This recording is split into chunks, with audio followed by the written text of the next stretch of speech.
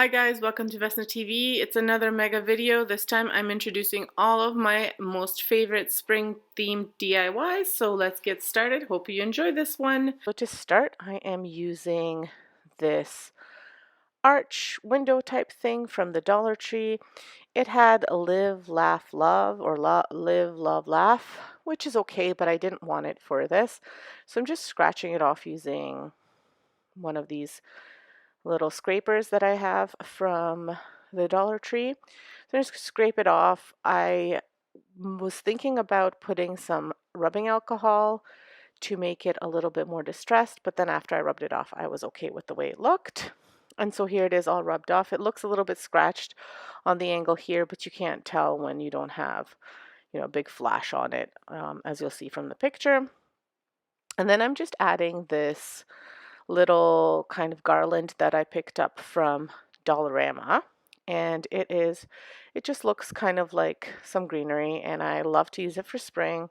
So I'm making a little wreath to hang off of this, and that's all there is to this DIY. So I just wrap it around a few times to make a wreath, and then it has a little wire, so I just attach the wire at the back and then I hot glue it. And super easy, inexpensive, cost me all of, well, $1.50 for the arch window thing and $1.25 or $1.50 for the garland. So very inexpensive, and it's nice as a part of a vignette in a tray or kind of in a corner, wherever you'd want to put it, or even if you wanted to hang it up somewhere, it would be a really cute little addition. Now, today's episode is a part of a challenge that I'm doing together with Ellie from House to Home, my sister Sonia from Domestic Diva DIY, and Marika from Marika Creations.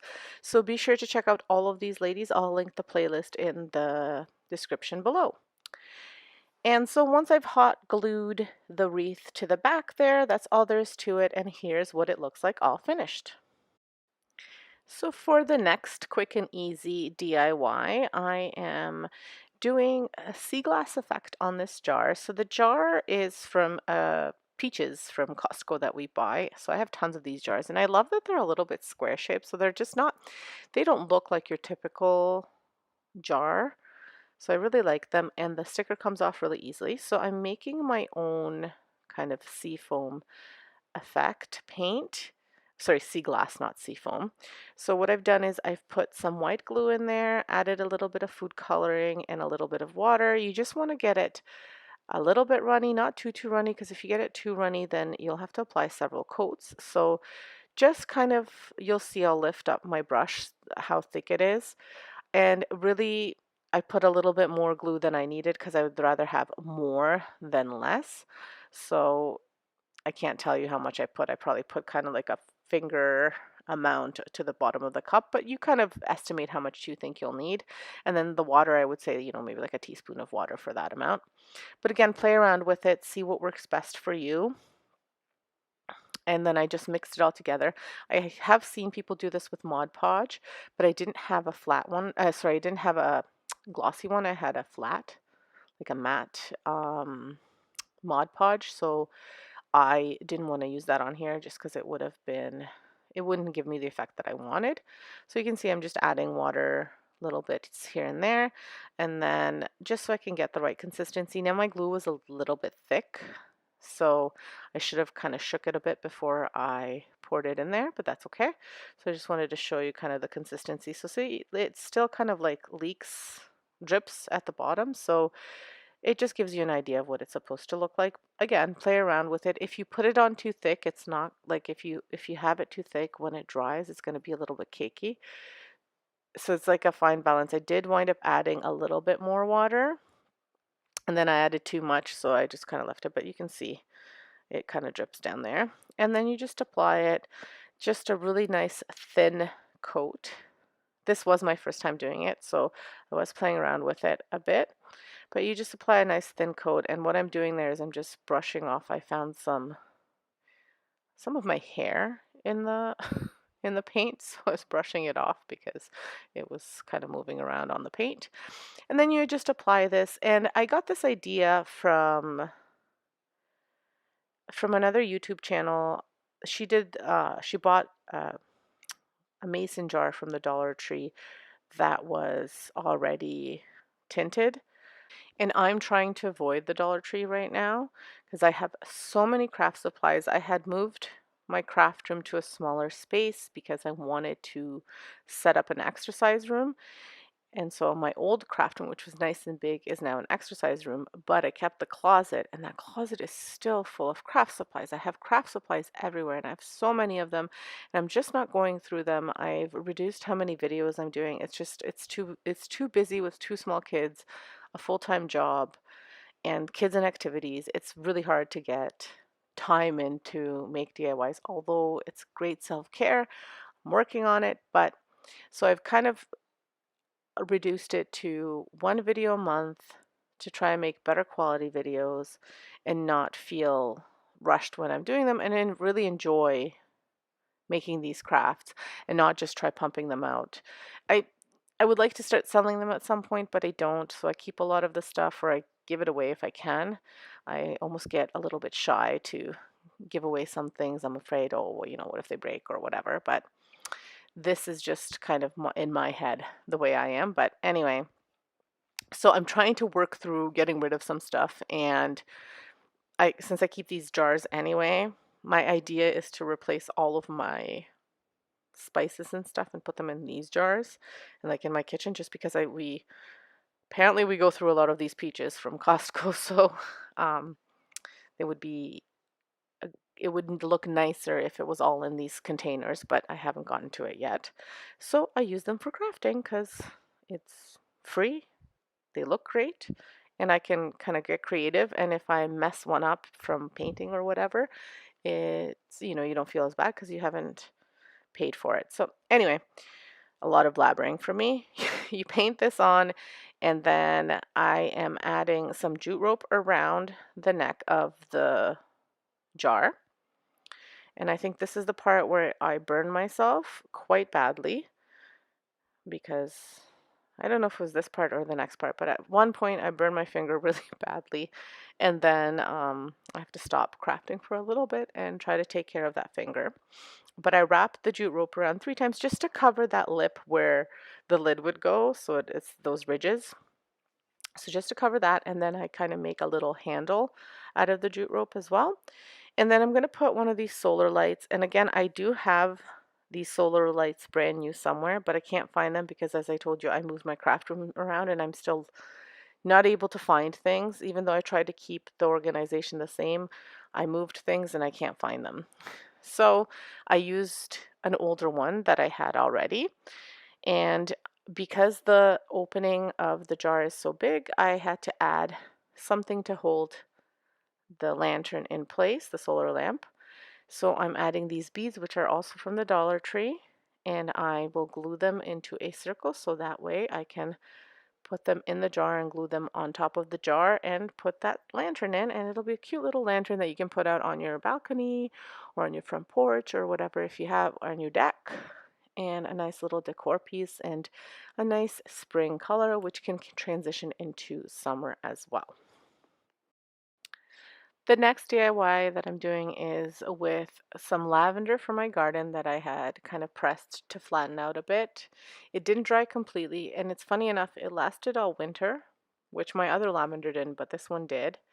And so I had pressed it a couple days ago, and it's not fully dry, but that's okay. It smells wonderful still.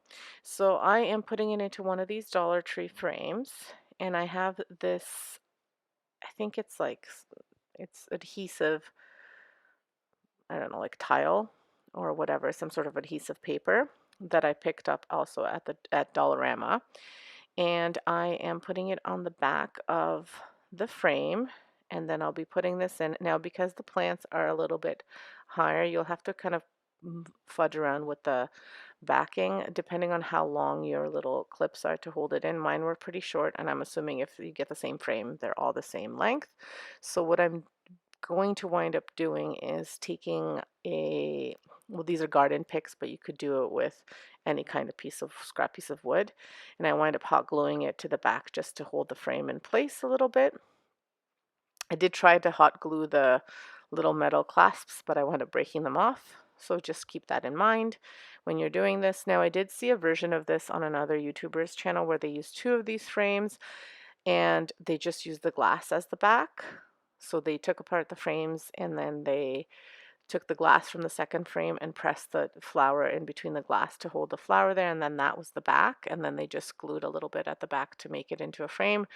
I didn't have another frame like this, I just had this one. I'm sure I have another one somewhere that I've used in a different DIY, which I could have reused, but I thought having that backing would look really nice. And it gives that, to me, it gives that neutral spring kind of color. So as you can see here, I'm fudging around with trying to stick it on somehow with the hot glue, but it wasn't working, so that's where I added a garden pick for that. Again, all of these are super easy, so you can do them really quickly, really inexpensively, and they're just nice little touches of spring. And even if you just wanted to use them for one season and then donate them or whatever, it's not like you've spent, 30, 40, 50, $60 on any of these, or even 10 bucks, whatever. You haven't spent lots, or it's something that you've had around, and you can donate it, and then you don't feel like it was a waste because you've used them and now someone else can love them again. So anyway, after I've done that, that's all there is to it, and here is the finished product. And it's really cute because you could use it with any kind of spring flowers or any kind of flowers that you want, or you can buy them, press them by yourself, whatever you want, but it's a great little versatile project. And for the final project, I'm using a page from one of the calendars from the Dollar Tree and a frame from the Dollar Tree. And this is the easiest DIY. It's kind of even funny to call it a DIY because all I'm doing is I've taken the page out and I'm putting it in this frame, and it makes, again, a nice little, especially if you're doing like a little tray for your table or something like that, or like a hallway table, you can make a nice little vignette. So I'm just adding that in there. Once I actually put the picture into the frame and close it up, I realize I don't like the color. On the video, it doesn't look as bluish gray as it is. So it looks a little bit better on the video, but in real life I didn't like the way it looked. So I do wind up taking the frame, everything out, and spray painting the frame off camera because you don't need to watch me spray paint. There's plenty of videos where I spray paint. If you want to watch them, go back and have a peek, especially some of my first videos. But anyway, so that's what happens sometimes when you're doing these projects. You kind of have an idea, and then when you put it together, you don't like it, so you kind of adjust.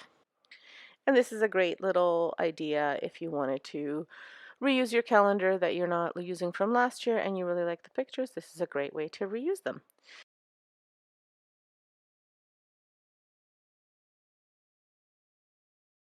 I cut these from my mom's garden. She has a long grapevine all along her fence, so I cut a few branches off. As you can see, they're nice and dry, and they're perfect for this project, but they're not too brittle, which is great. That's what you kind of want to look for. It's that kind of sweet spot. And I am starting off with using the longest branches, so you do want to try and find branches that are as long as possible, I guess, as much as you want, depending on the size of your wreath.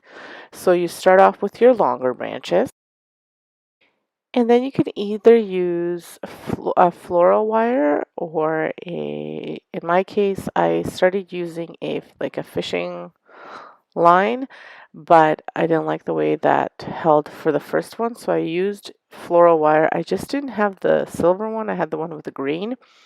So you'll see at the end when I'm done my wreath, I wind up cutting that out because I don't want that showing through.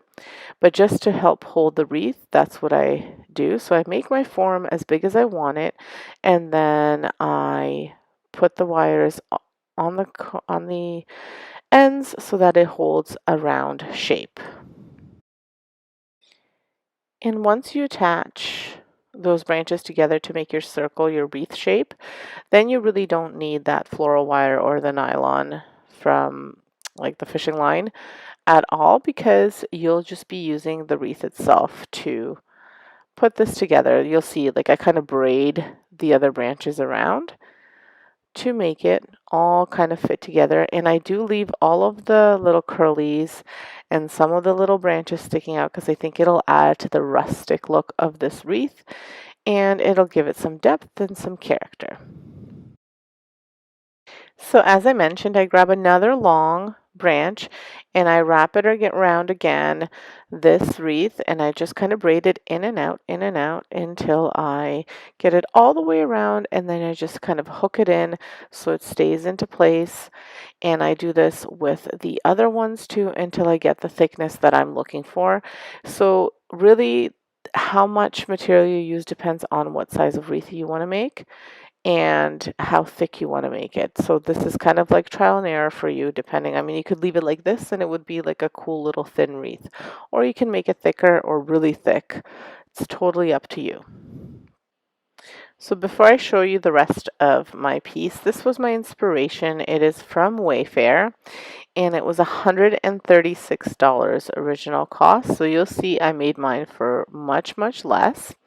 So I continue to wrap around most of the branches that you saw in that pile. I only wind up having about 2 or 3 left over. And again, just taking off any pieces that are sticking out and making the wreath not flat. And just continue wrapping it in and out and in and out.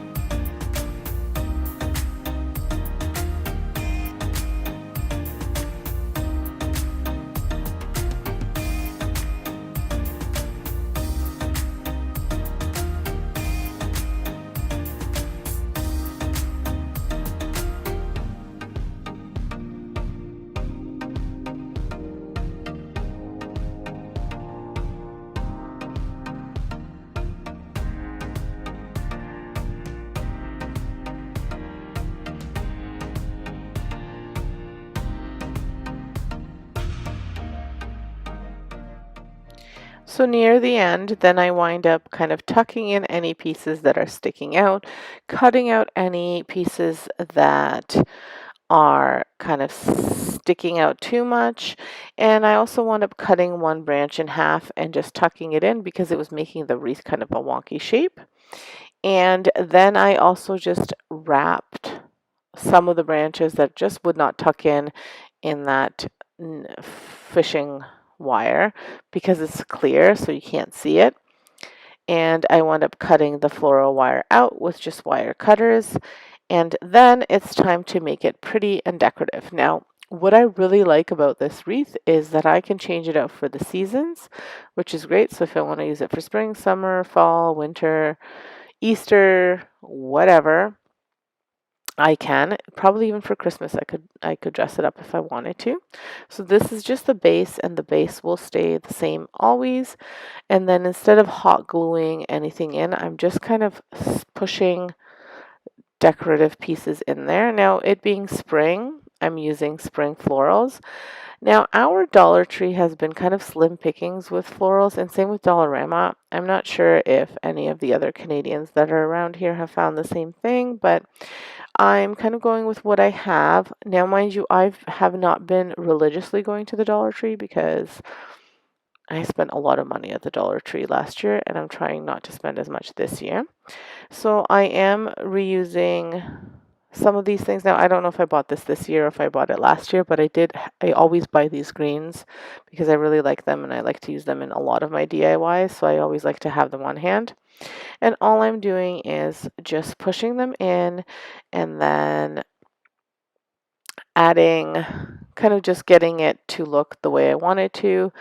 And all you do is you just want to balance off the sides. So if you have a green and a green on each side, and then a lavender and a lavender, and then something in the middle. Now the inspiration had burlap. I didn't want to do burlap. I had a nice silver ribbon, and I really like the way that looks with the lavender. So that's what I'll be using here. But again, you just tuck them in wherever you need to. And if you really need to place them in there, you could use that fishing wire, or you could use a floral wire if you had it.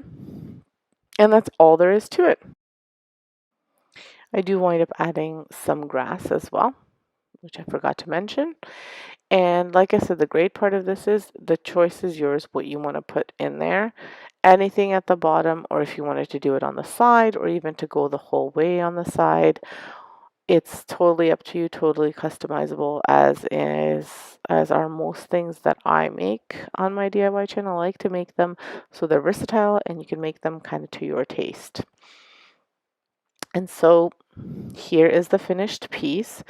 Before you finish this video, or make sure you have liked and subscribed to my channel, and please do leave me a comment. Let me know if you think I nailed it. Here's the original,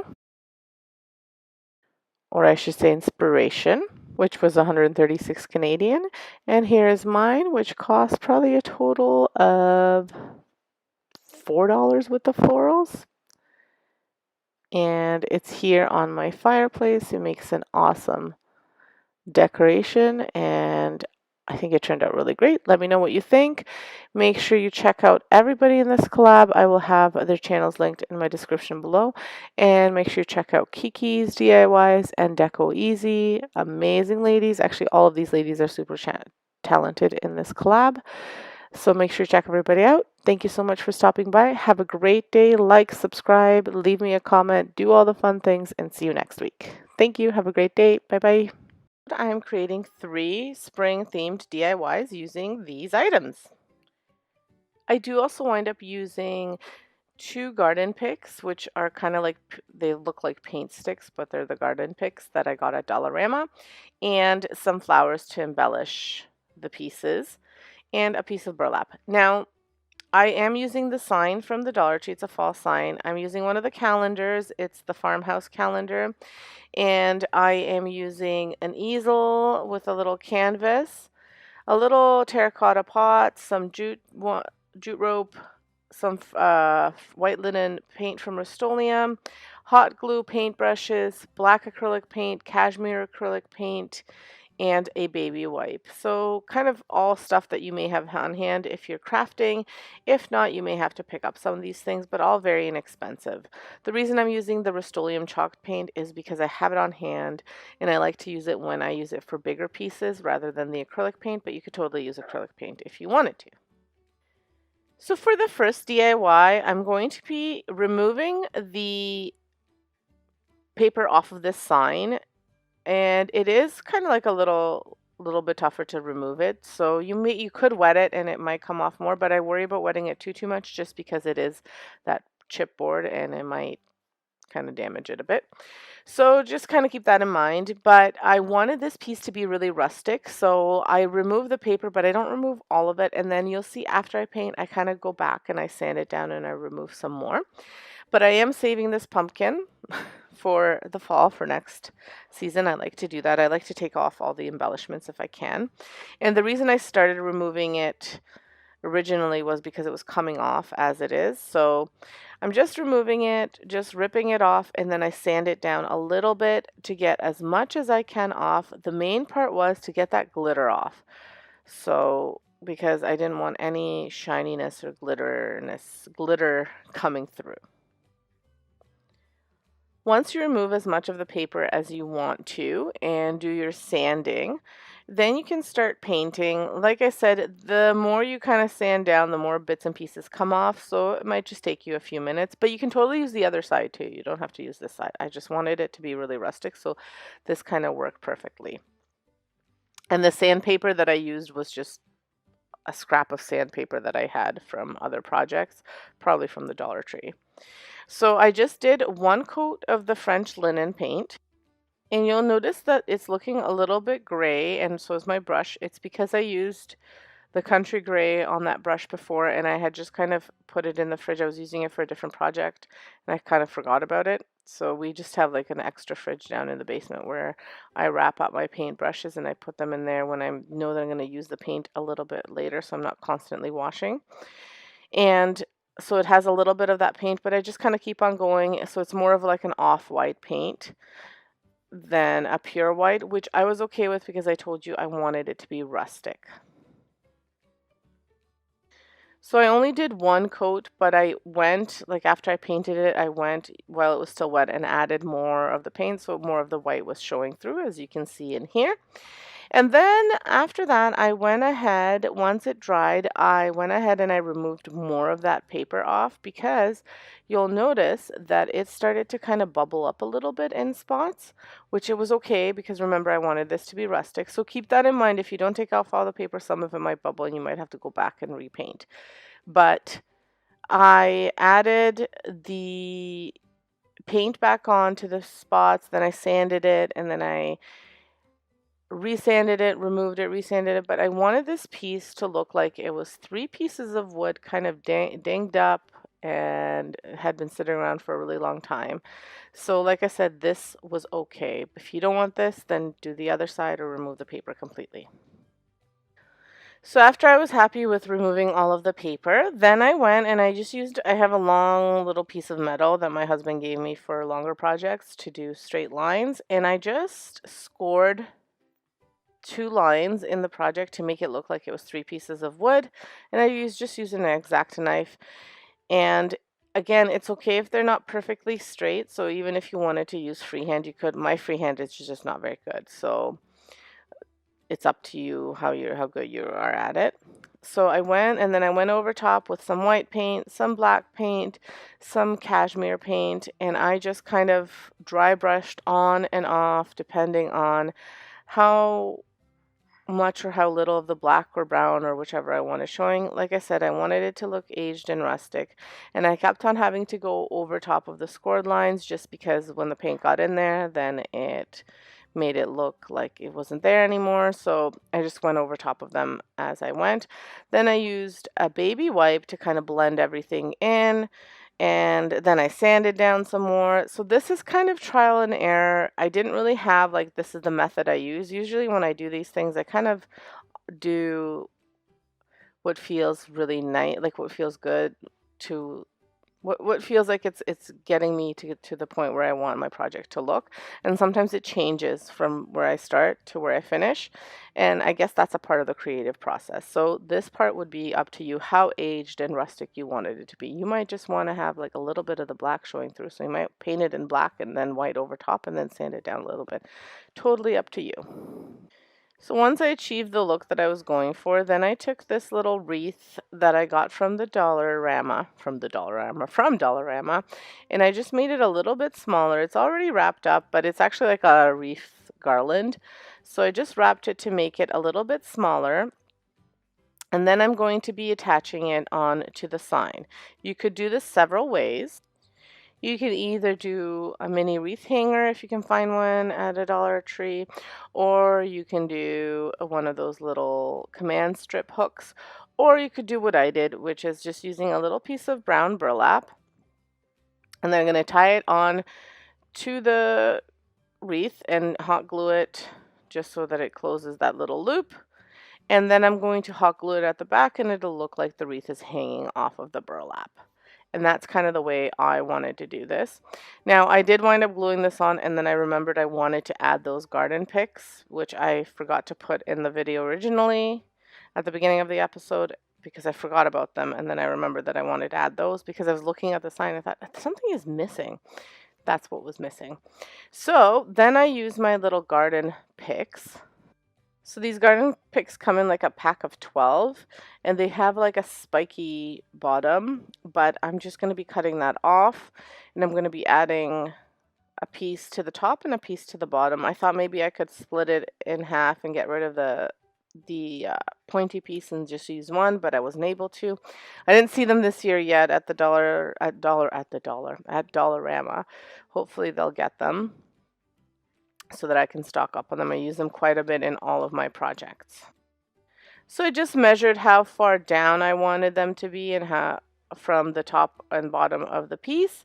And then I went ahead and I added back that white cashmere and black paint and just kind of smudged it and blended it in with that paper towel, with the baby wipe, just to get the look that I wanted. And so once I finished adding the colors to these, I was quite happy with the way this turned out, and I think it'll make a great spring mantle decor. You can even hang it up on a wall if you'd like to. And you can change it out for the seasons too. So if you wanted to have a different wreath, you just change out the wreath and you could have it be for all the seasons. So let me know what you think of this one. I really like it, and it's super easy to replicate. So the second DIY is even easier. I think they get easier as I go through the episode. So I'm just using this small terracotta pot from the Dollar Tree. I think they come in a pack of 2, and I have this from last year, and I'm just painting it out in the chalked linen white. And then I accidentally lost my footage. I don't know how it happened, whether I didn't hit record or what I did, but for the next 2 little bits, you'll see that I kind of struggled with the footage. But anyway, I painted it out, and then I let it dry, and then so after it dried, I wound up adding my picture, which was from one of those Dollar Tree calendars. It was the Farmhouse one, and I used the little pictures at the back, and it was March. And I wet it just under the sink. I just kind of like let the water run, and then I swooshed it through. And then I ripped off the little pieces so that instead of cutting it out, I had like a little teared up piece so it would blend better. Then I Mod Podged it, and then I used my hot glue to put the jute twine all around.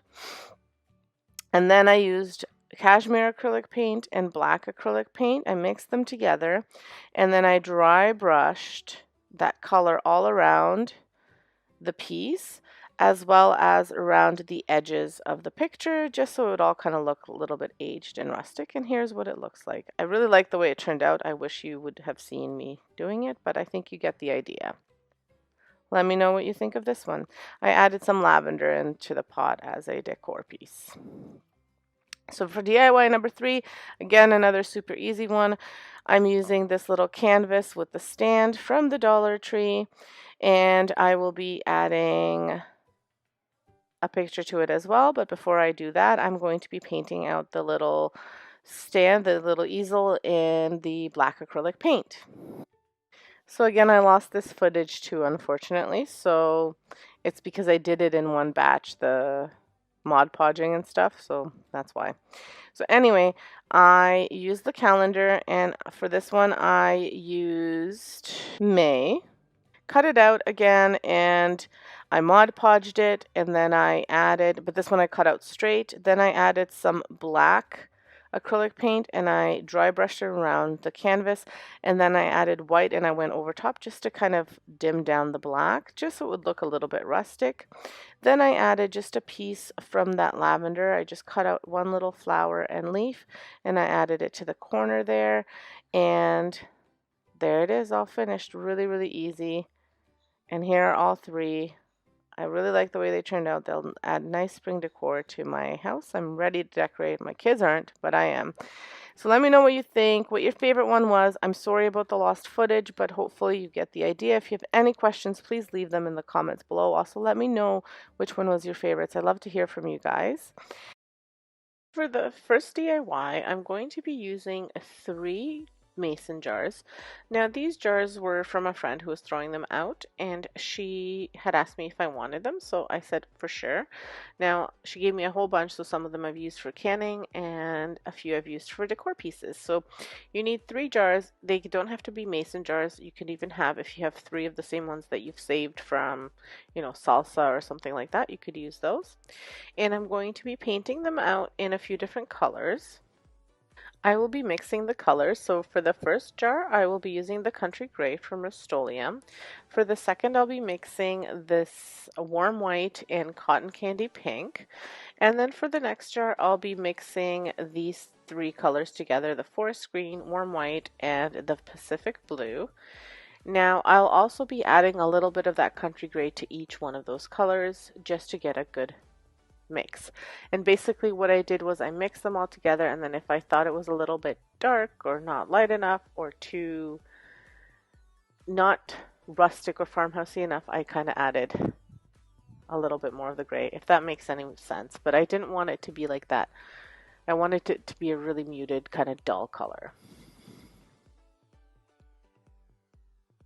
Now I did want the jars to look distressed, so I'm only putting like 1 coat of the paint, and I'm using kind of a coarser brush so that you can kind of see the brush strokes in it, so it looks like these mason jars are really aged.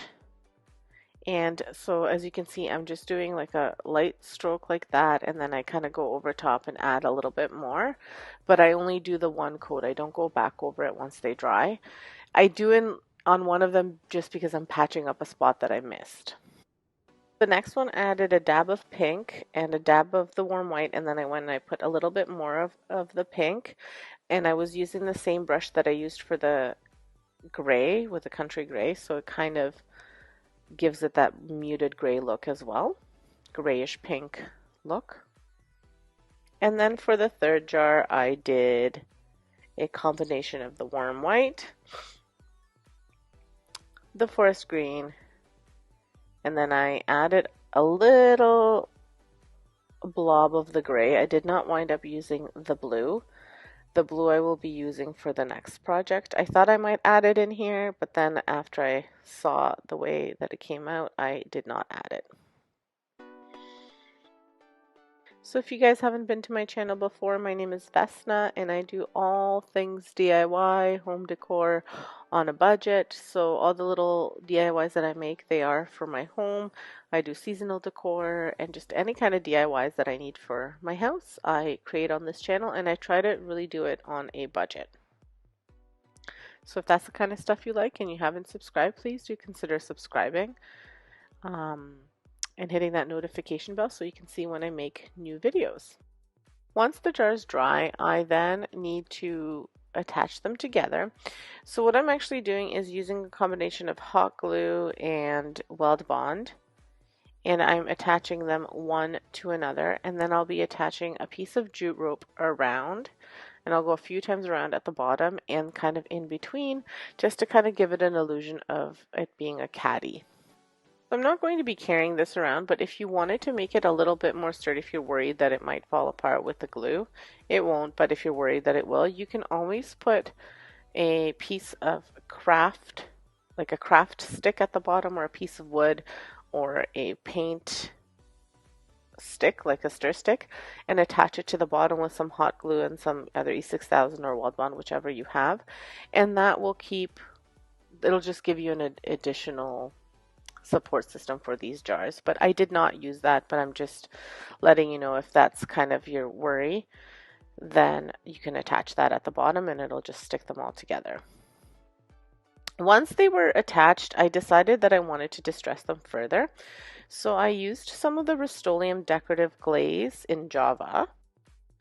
So I applied it with a little brush, a bigger brush, and then I blended everything in with a rag. Don't push too hard because if you haven't protected these, so sealed them, which I haven't because I wanted to put the decorative glaze on, you might take some of the paint off. So do a really gentle scrub when you blend it all together. And you don't have to do this process. I just wanted them to look a little bit more messy, if that makes sense, or dirty, kind of old, like really, really old.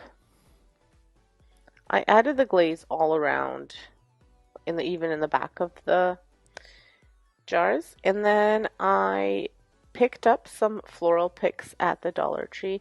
You can put anything you want in this. If you have fresh flowers, I can't wait to use some fresh peonies or forsythia, anything that kind of blooms in the spring, even tulips or hyacinths if you have them.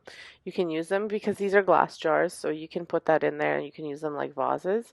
But because we still have, 15 feet of snow, not literally, but we still have lots of snow and it's very cold outside, I picked up some floral picks at the Dollar Tree, just green ones which remind me of spring, and I popped them into the jars. I absolutely love spring, so I can't wait for the flowers to start coming up. The winter's so long and so dark, and spring just reminds me of happiness and brightness and sunshine and warmth. So I'm really excited to be doing these spring DIYs and adding these nice florals and putting them all around my house to brighten it up and make it look warmer. So here is what they look like all finished.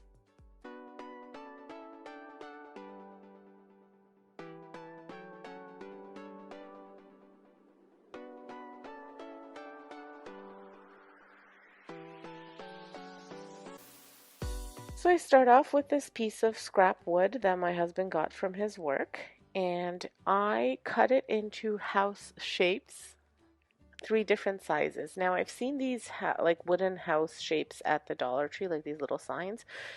I've seen them online, but I could not find them in person, so I decided to make my own. And I painted them in the Rust-Oleum chalked linen white paint.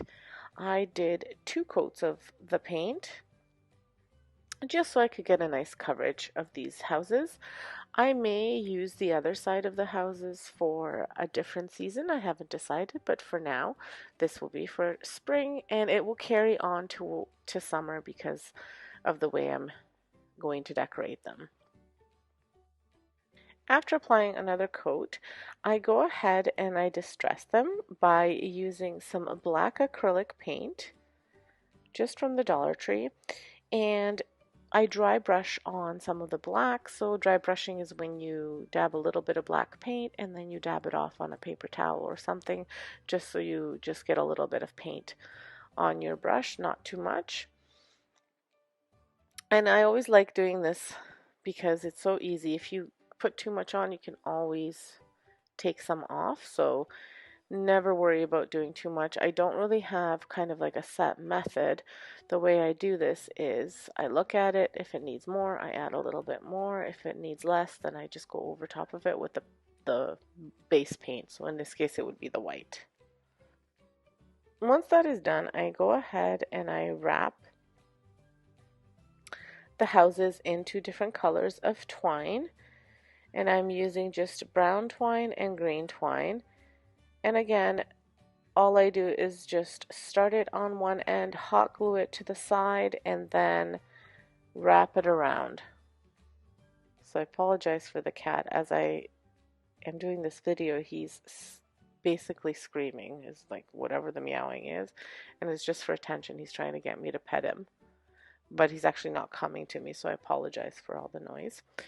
So anyway, I hot glue the sides down, and I wrap the brown twine several times, and I wrap the green twine several times just to get kind of an X effect with both colors. So if you haven't been to my channel, again, my name is Vesna, and this is my DIY channel where I do all sorts of DIYs on a budget. They're home decor DIYs, and they're Dollar Tree, thrift tulips, trash treasures, anything that basically I can create beautifully and on a budget, I do it. I really like the rustic farmhouse style, so that's usually what I lean towards, but I do have some different styles on there too.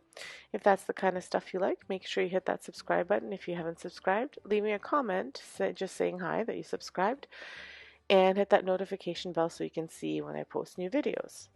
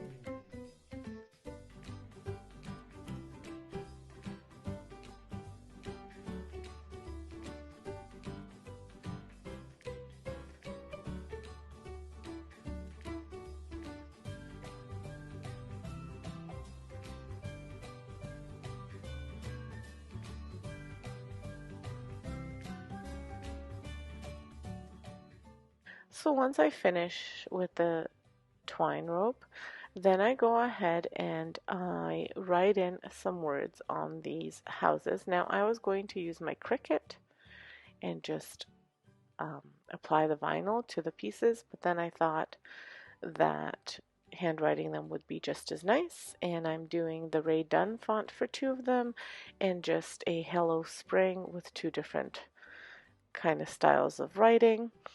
And for the Ray Dunn, I just kind of try to replicate the skinny font, but I'm sure with the Cricut it would have been a little bit more professional, but I was afraid because it's so small that it would actually tear up the vinyl and not look as nice. And also for the people who don't have a Cricut, it's nice to see that all of these things can be created just with a little bit of patience and a pencil in case you make a mistake. And again, the great thing about all of this is if you make a mistake and you can't erase it, you just paint over it and you start again. So whenever I do freehand write things, I try to start with the middle letter in the middle and then work my way out from each side. That way I can make sure that it's kind of somewhat even on both sides. And I'm writing gather, home, and hello spring. Obviously you can write whatever you'd like. This is just what I chose to write on these. The hello spring will obviously just stay for spring, but like I said, I may use the other side for other seasons.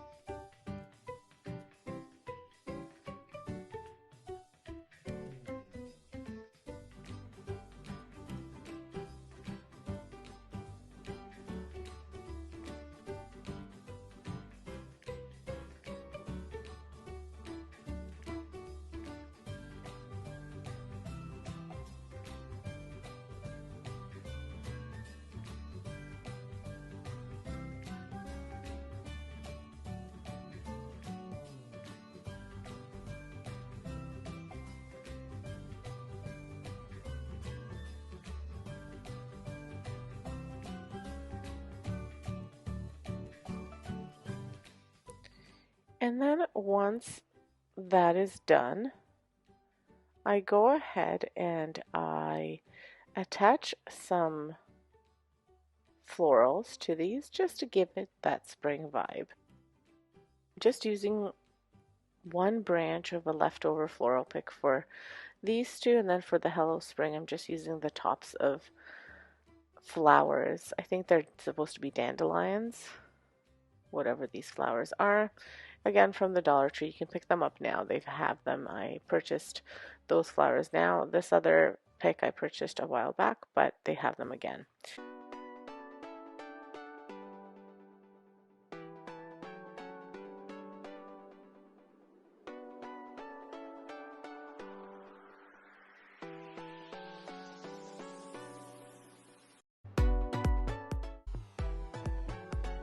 So excited to make these. I picked up 4 of these little clay flower pots from the Dollar Tree. They're $1.25 for 2 of them, or $1 if you're in the States. We're in Canada, so everything is $1.25. And I'm just going to be painting them out in the chalked linen white paint again. As you can see, I use this paint often. I have this big bucket of it and it goes a long way. So I'm only using 3 of them, and like I said, I'm going to be painting them out. I only need to do 1 coat. It covers them pretty nicely. So I'm just curious, does everyone decorate for spring first and then Easter, or do you guys do spring and Easter together? And if so, when do you start with that? When do you end your winter decor and then start with your spring? I'm curious to know. I'm jumping right into spring. Actually, this past weekend, I decorated for spring. I'm going to be decorating for Easter really soon. I just need to finish making my DIYs. There's a few things that I want to make still, and I will be ready for spring and Easter probably maybe the first week of March, I'm assuming. At least for Easter. For spring, I'll be ready now, but for Easter, I'll be ready then. And I'm hoping next year that I can start decorating earlier and maybe start my DIYs a bit earlier so that way they're ready to go when I'm ready to decorate. But anyway, let me know in the comments below when you start your decorating and if you do spring and Easter together or do you separate them.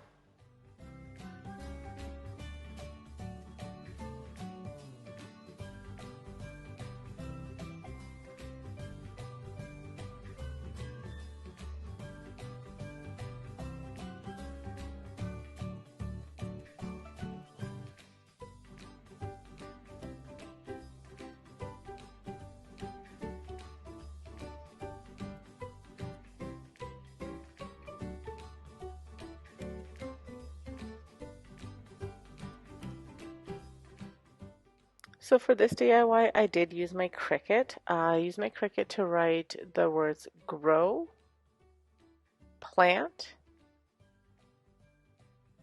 and bloom.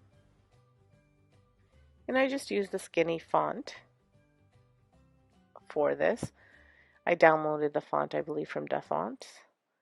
So I'm just cutting out the words, and then I'm going to be weeding them and just applying the vinyl. This is a permanent black vinyl, so I'm just going to take off what I don't need, use some transfer paper. I always use shelf liner as transfer paper, so I'm going to use my transfer paper and I'm going to stick them on. The vinyl itself has a sticky back, so I don't need to worry about gluing it or anything like that. You can Mod Podge these after just to protect them a little bit more. I'm not going to. They're just going to be sitting on a tray. No one's going to be touching them, so it should be fine.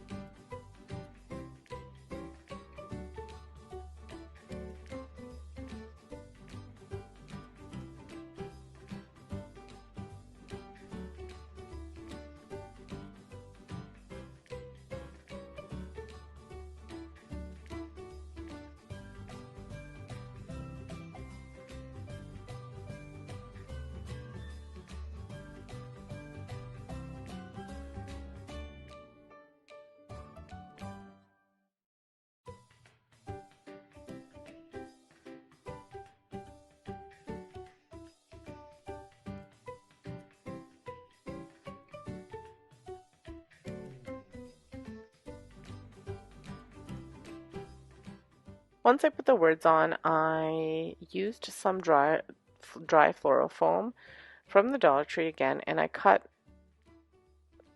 little pieces just so I could fit them into the pot. You don't need much. You literally just need a few squares. And this was just so that I could squish the picks into there. And I'm using, it's thistle. I said it was dandelion before because I used the tops of that, but it's thistle. Again from the Dollar Tree, and I'm cutting one branch and I'm using it in all three containers, and then I use another branch that I cut and I use it in all three containers. And this is just so it goes a longer way. I cut off the length as much as I need to, and I'm using purple and green. And then I decide after that I want a little bit more and I add yellow, but I didn't use all of the yellow and all of the green.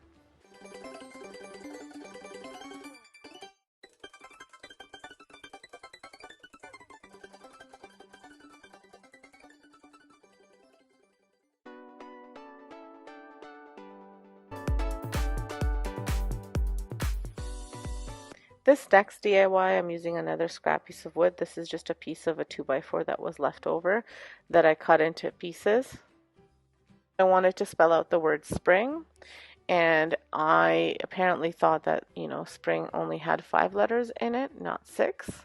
So I went ahead and I painted everything, and when I was putting the letters on, I realized I was missing a block. I don't know what I was thinking, but I wasn't thinking straight. But then I still had a piece of that wood, so I went back and cut it and painted it out again. But I had a bit of a brain fart, I guess.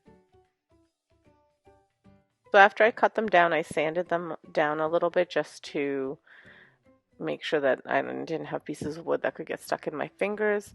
And I painted them out again in that chalked Rust-Oleum chalked linen white paint. And I only did one coat on these because I am putting a piece of burlap over top of them, so it didn't matter if it wasn't fully 100% white.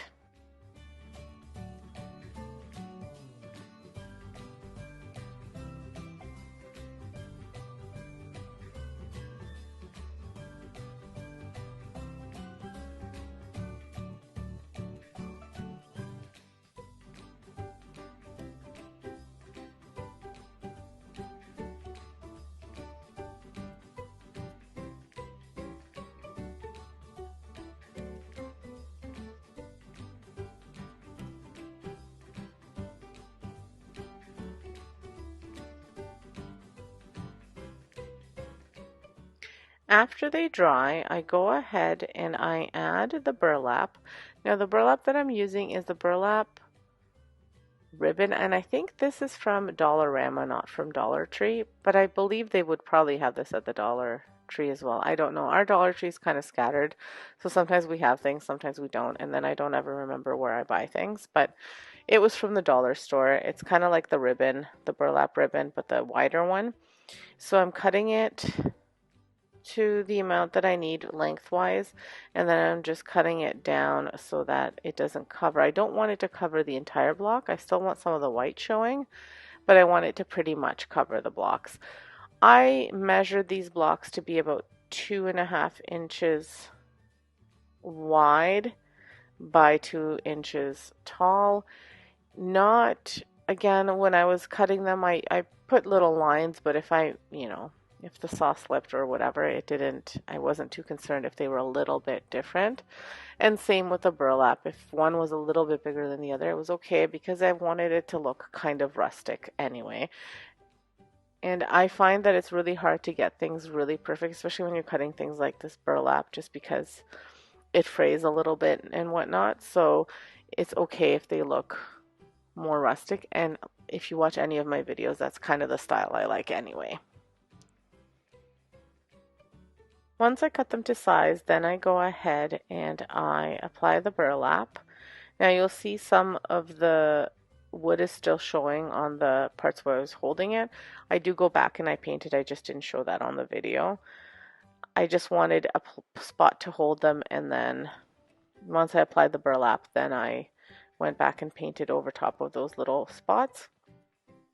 And again, just using hot glue, applying it all around the burlap, and then cutting. If it's covering completely, then I cut off as much as I need to, and I add more burlap if I need to.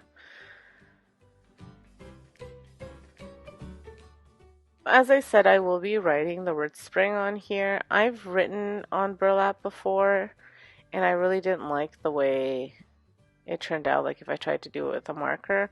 So I didn't want to do that. I wanted to cut felt, and I do have a Cricut, but I have the Cricut Explorer, and I know there's ways you can cut felt, but I didn't have the materials that I needed to cut it or the patience to learn. I guess maybe that's a better way of putting it.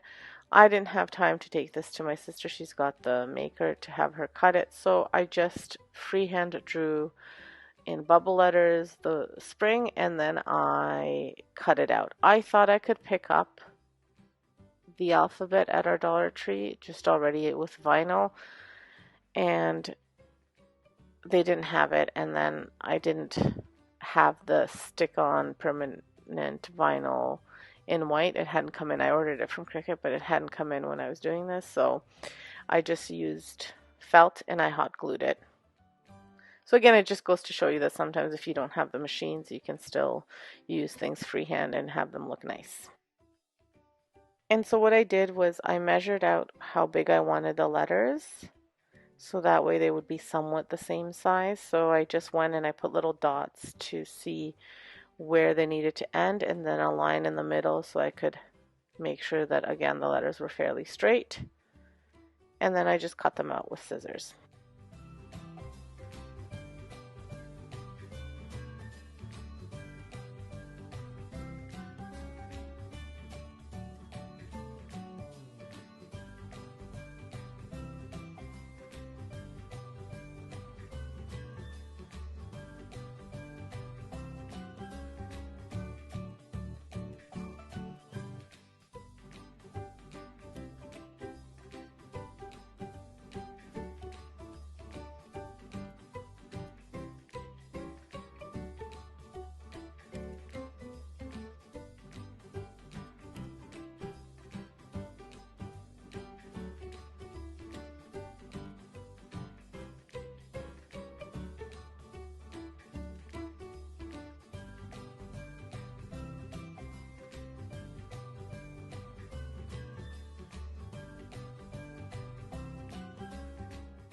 I used hot glue to apply the felt to the blocks, and that's all there was to this project. Well, almost, because this is the point where I realized that I was missing a letter because I didn't have a letter for a block for one of the letters. So I thought, well, I must have cut out enough. And I was looking to see if I maybe was drawing it in a different spot, and I didn't see it, but I never made an extra letter. So this is when I went back and cut out another block and painted it again. And then I applied the burlap and the letters to that as well.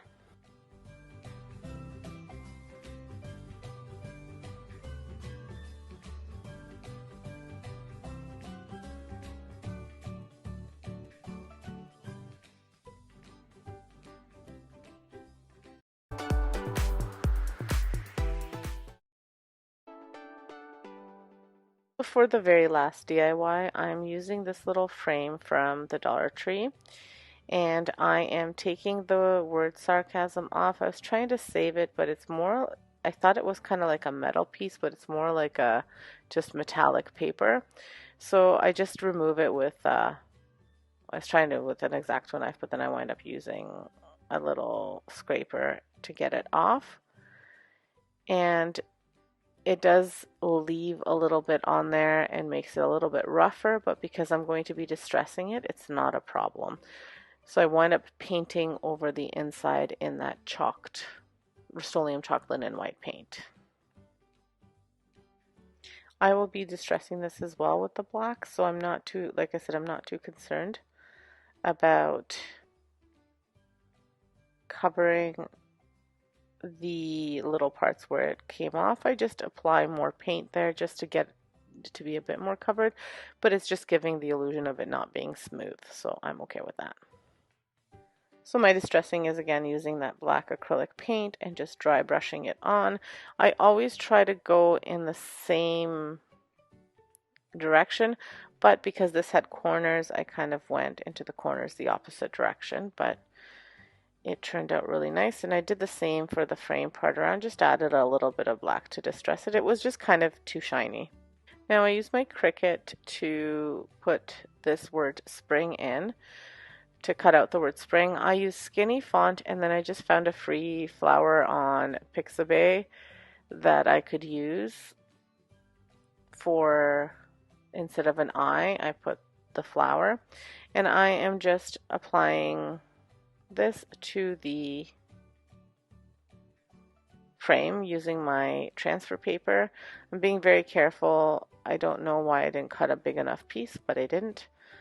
So I'm just applying it here. I didn't want the letters to be all the same height, so even when I welded them one up, one down. And then I apply it there, and that's all there is to this last DIY. I really like the way this turned out, and all of these will look so cute either on my tray or on my fireplace in the case of that other spring sign that I made. So here's the final piece.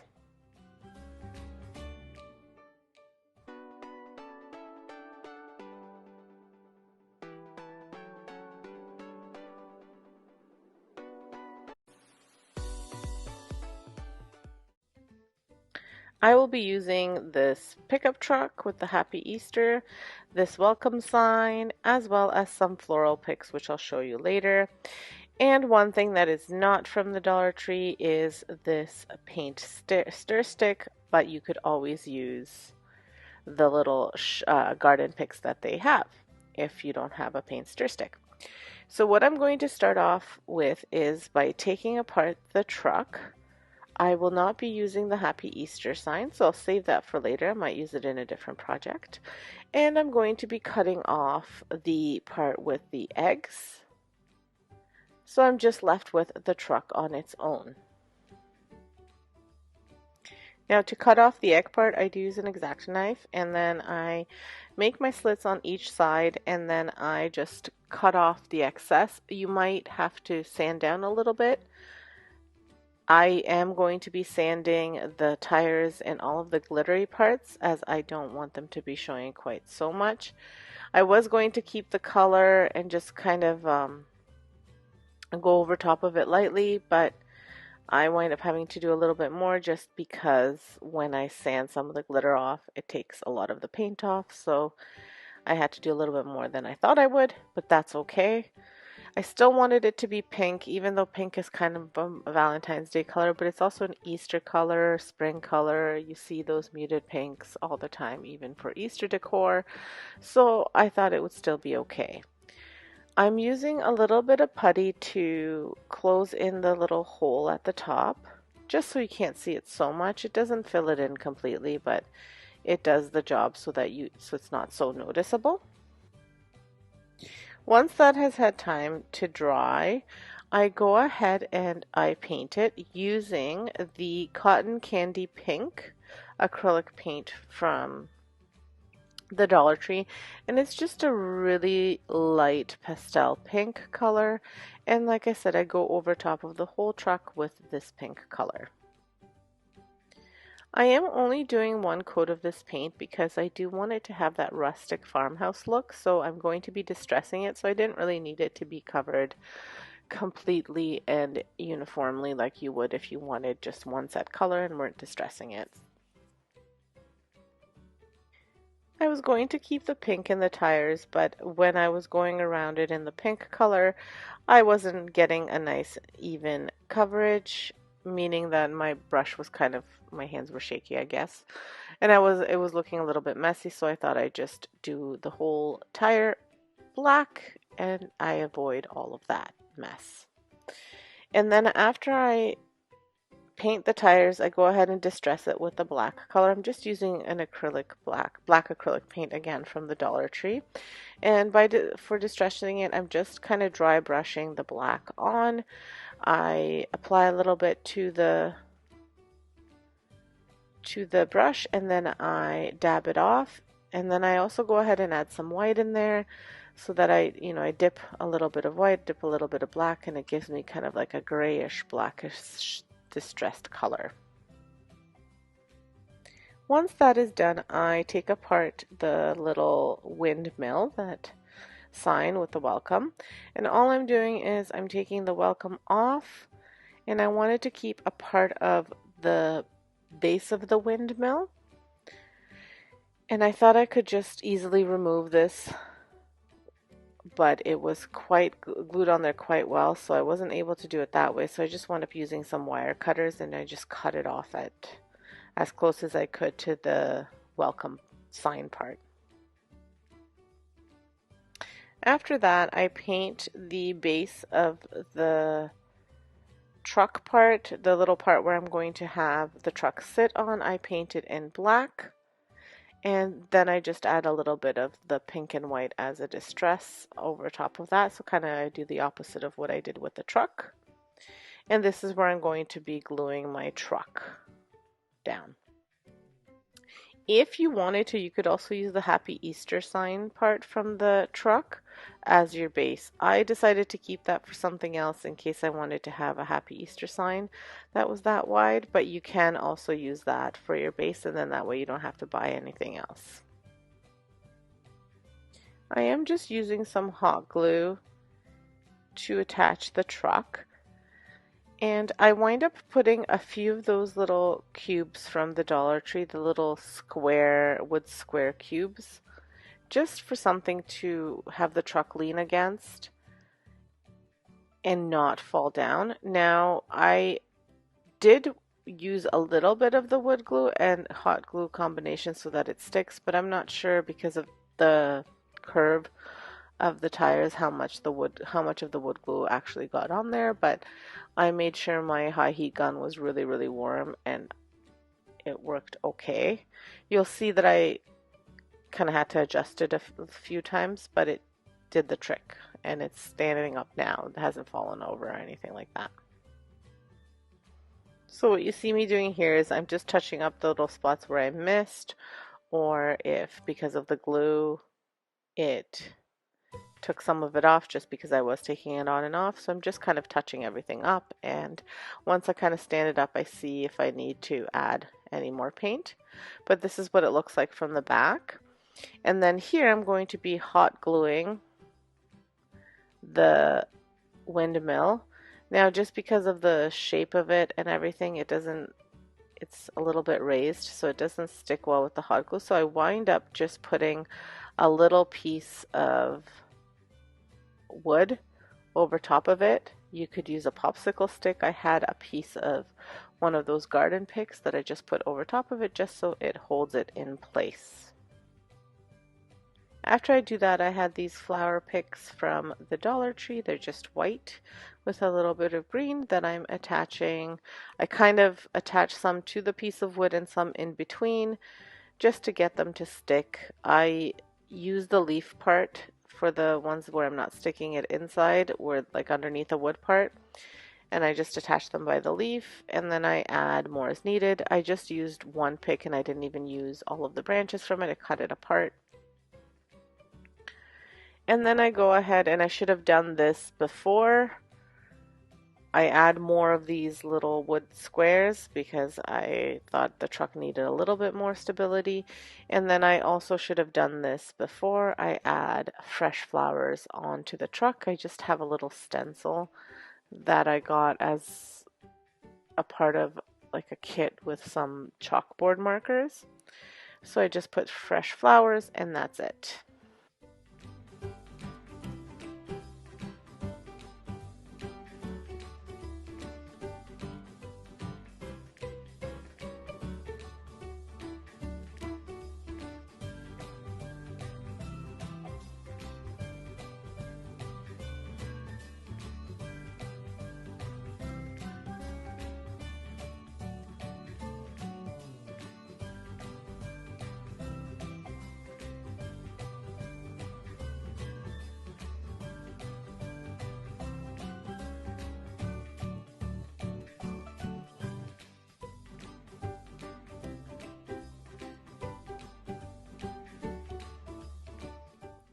After I go over top of the fresh flowers with my Sharpie, and I'm just using a black Sharpie.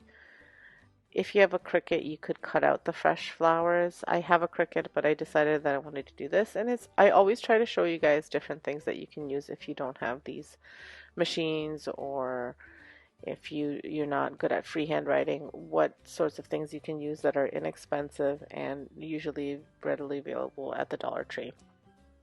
And then I just go over top of everything again and distress it a little bit more with the white black combination, just to make sure that everything blends in, including the farm fresh, not farm fresh, the fresh flowers that I wrote on there. And if you've watched my videos before, you know that I like to use a baby wipe to just blend all of the colors together, and that's what I do at the end here.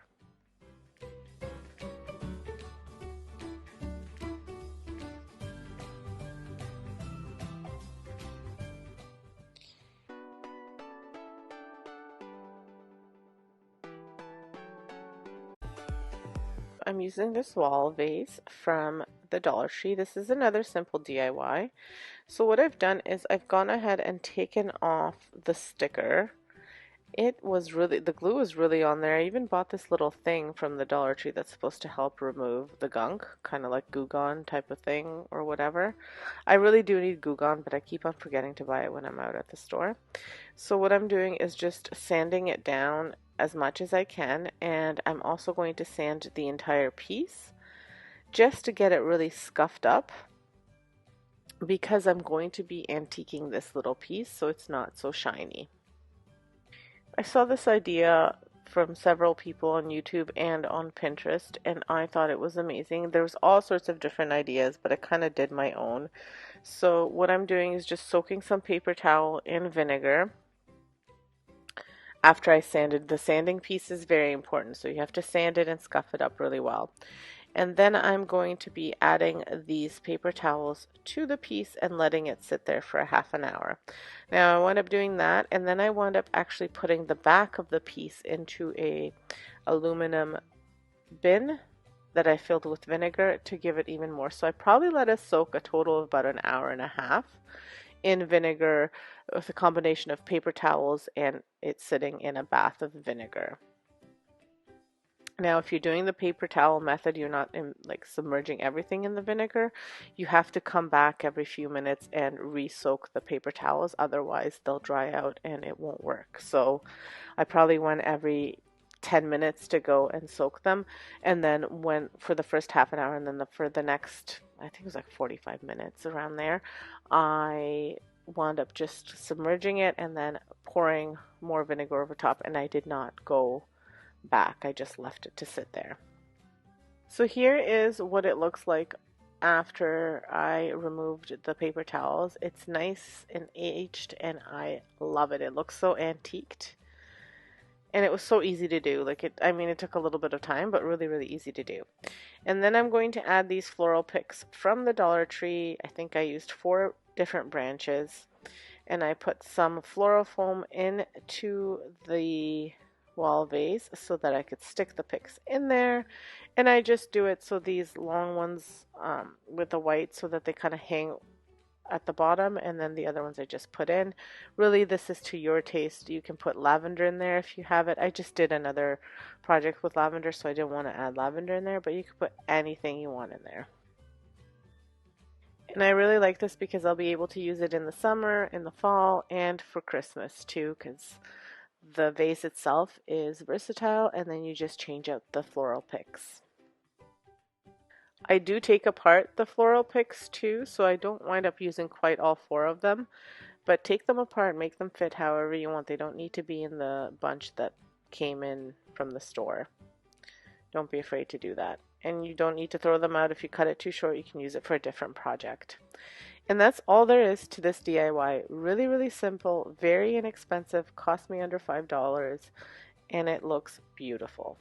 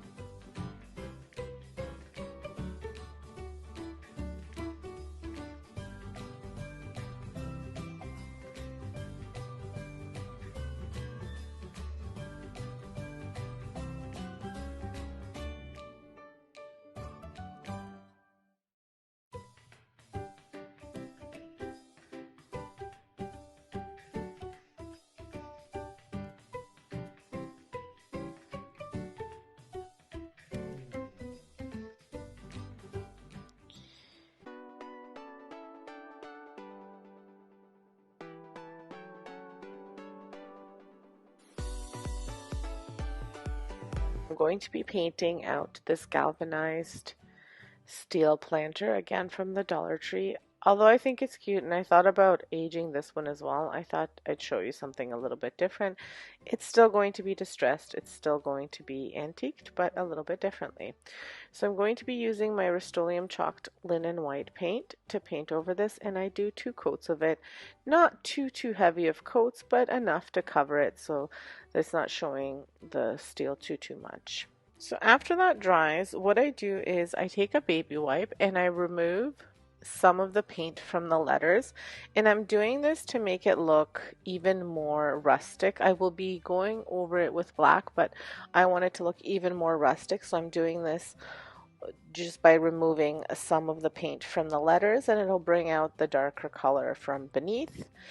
And then I make sure that all of my colors are unified, so I took off a glob of paint with a baby wipe, and then I add black acrylic paint to the top and the bottom using that baby wipe to wipe off excess paint. And then I dry brush all around the container to make it look even more distressed. And that's it for the paint part. As you can see, I painted a little bit on the inside, but not all the way. And it's just that if I put something else in there so that the silver or the steel doesn't show through, but I didn't need to waste paint all the way down because I will never have it empty. And then I'm going to stuff it. Now, here's where I kind of made a bit of a mistake. I did not have enough fluorofoam to put fluorofoam down, so I thought I could just do a little bit of just brown paper and this egg carton. I always use egg carton. It's kind of a stuffing. And then I thought I could just poke the tulips in there, but unfortunately they weren't staying up straight, so I had to use a little bit of fluorofoam that I had. I just didn't have enough to do the whole thing, so I just kind of played around with it. And then what I wound up doing is I put a skewer into the bottom of the tulips, and then I wound up hot gluing it inside and poking through little pieces of floral foam, and that helped it stay. But before I did that, I decided I wanted to put legs on this, and I just took a cork and I cut it in half, 2 corks, and I cut them in half, painted them white, and hot glued them to the bottom, just to give little feet to this container. And I'm stuffing the container also with some floral moss. I really wanted the bulbs to show. That's why I didn't hot glue them down, because I could have just hot glued them down and it would have been fine, but I wanted the bulbs to show, so that's why I went the skewer route. But if you do go the skewer route, I suggest you put a full piece of floral foam in the bottom, like have it in there nice and snug so it doesn't move. If you have to put extra, you put extra. And then put the piece of piece of skewer into the bottom of the bulb, and have it be long enough that the bulb can stay at the top, and the part is skewered in, like stuffed into the floral foam, and then put your moss over top. Hopefully that makes sense. If it doesn't, leave me a comment and I'll explain better. So that's all there is to it. It was a really easy DIY, again, inexpensive. I actually got these tulips last year at the end of the season, so they were 50% off. So great DIY, and I love, it's very spring-like to me. So here's what it looks like all finished. And again, this container you can use all year round, which is great.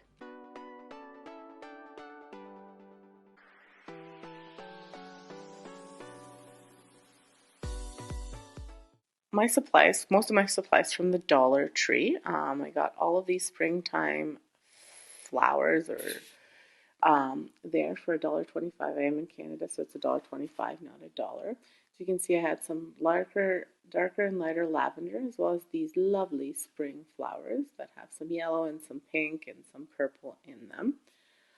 The only thing that I did not get from the Dollar Tree is my actual wreath part, where I'll be attaching all of these springs to. That I wound up actually getting from Facebook Marketplace from a lady who was selling a whole bunch of these for just under $1 each.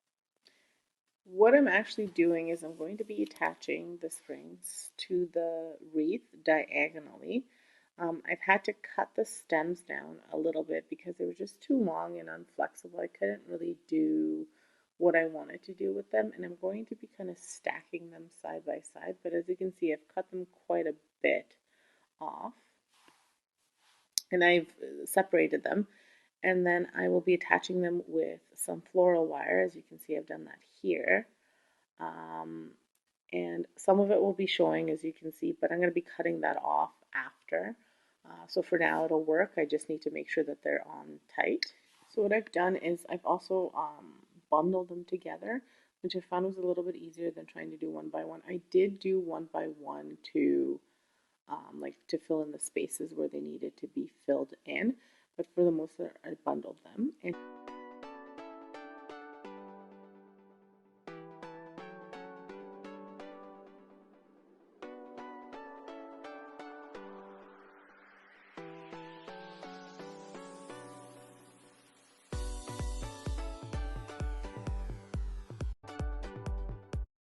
so what I'm doing is using this piece of cardboard, and I've cut these rulers in half, and I'm going to be making a little frame out of the rulers, and I'm just going to use the cardboard as a back for my little sign.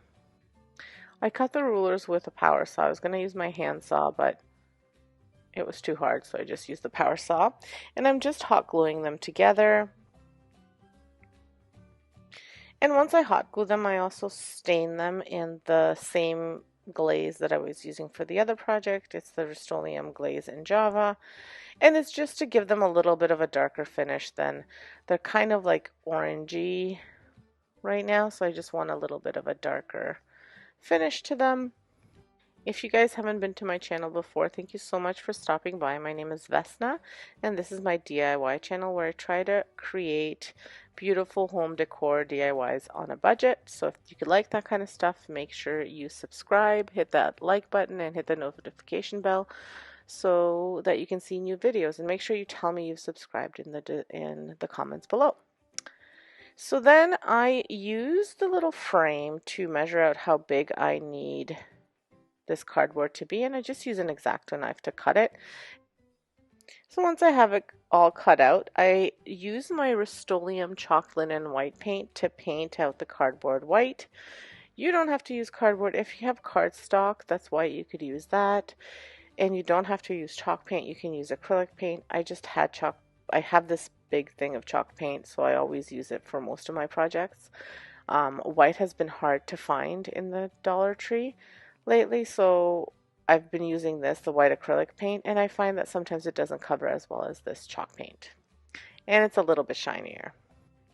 I do 2 coats of the white, and I just use my hairdryer to dry in between, and then I hot glue the frame to the cardboard, and then I dry brush a makeshift purple color on to the piece as well. For the colors to dry brush, I'm using some of this blue acrylic paint and the fuchsia pink acrylic paint, and it's mostly because I didn't have purple acrylic paint. So I mix these 2 colors together, and then I dab my paintbrush and I dab off the excess and just lightly dry brush this color onto the back just to give it a little bit more of a spring feel. While that's drying, I use my Cricut to cut out the word bloom. I'm using the Easy November font, and I use that for the home sign as well. And then I am going to, again, attach it to the sign. It's a permanent vinyl, so it has the sticking at the back, so I don't have to hot glue it or glue it or Mod Podge it or anything like that.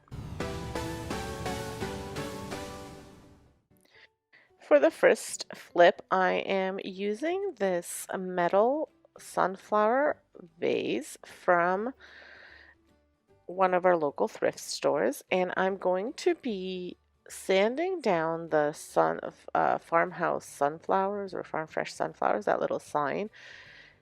Although I didn't mind the color and I didn't mind the sunflowers, it just didn't really fit in with my decor, so I'm going to be making it a little bit different. I'm going to save that little leaf that's up there, and like I said, I'll just sand it down so that way you can't see it, and that's all that in terms of prep work, that's all I'm doing. Once I sand it down and rough it up, I'm going to be painting it, and I'm using the Serenity Blue from Rust-Oleum chalked paint. It's similar to the duck egg blue from Annie Sloan if you've tried Annie Sloan paint. I really like it. It's kind of like a grayish light blue.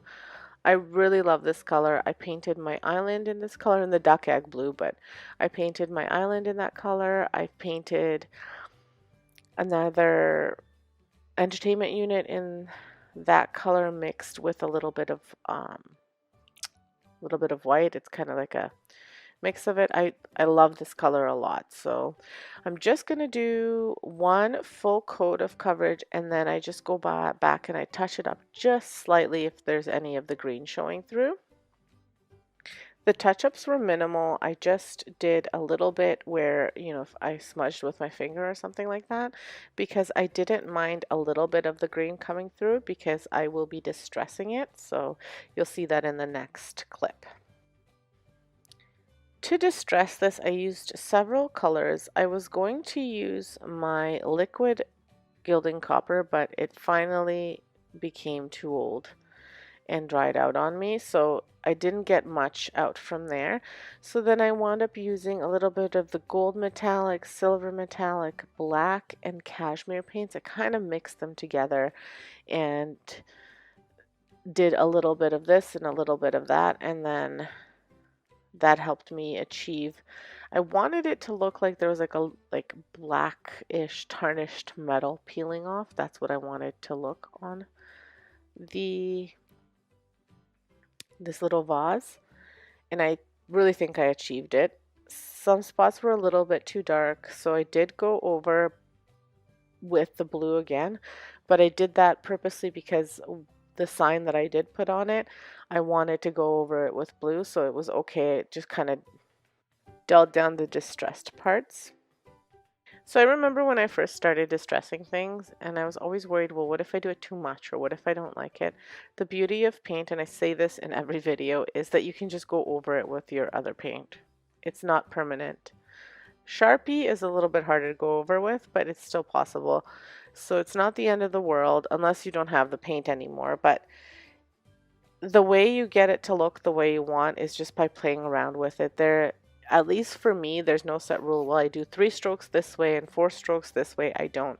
I kind of put it on, push it away from me a little bit, look at it from further away, and then if I think it needs more, I add more. If it needs less, then I always dull it down with the paint that I started with. Again, it's trial and error. The more you do it, the better at it you get.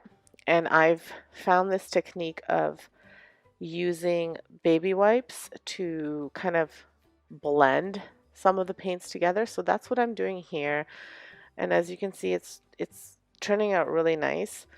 And again, dulling down that black so it's not so black. And then I did put that cashmere into a separate container just so that I could get a little bit more, or sorry, not the cashmere, the metallic gold, just so I could get that out a little bit more.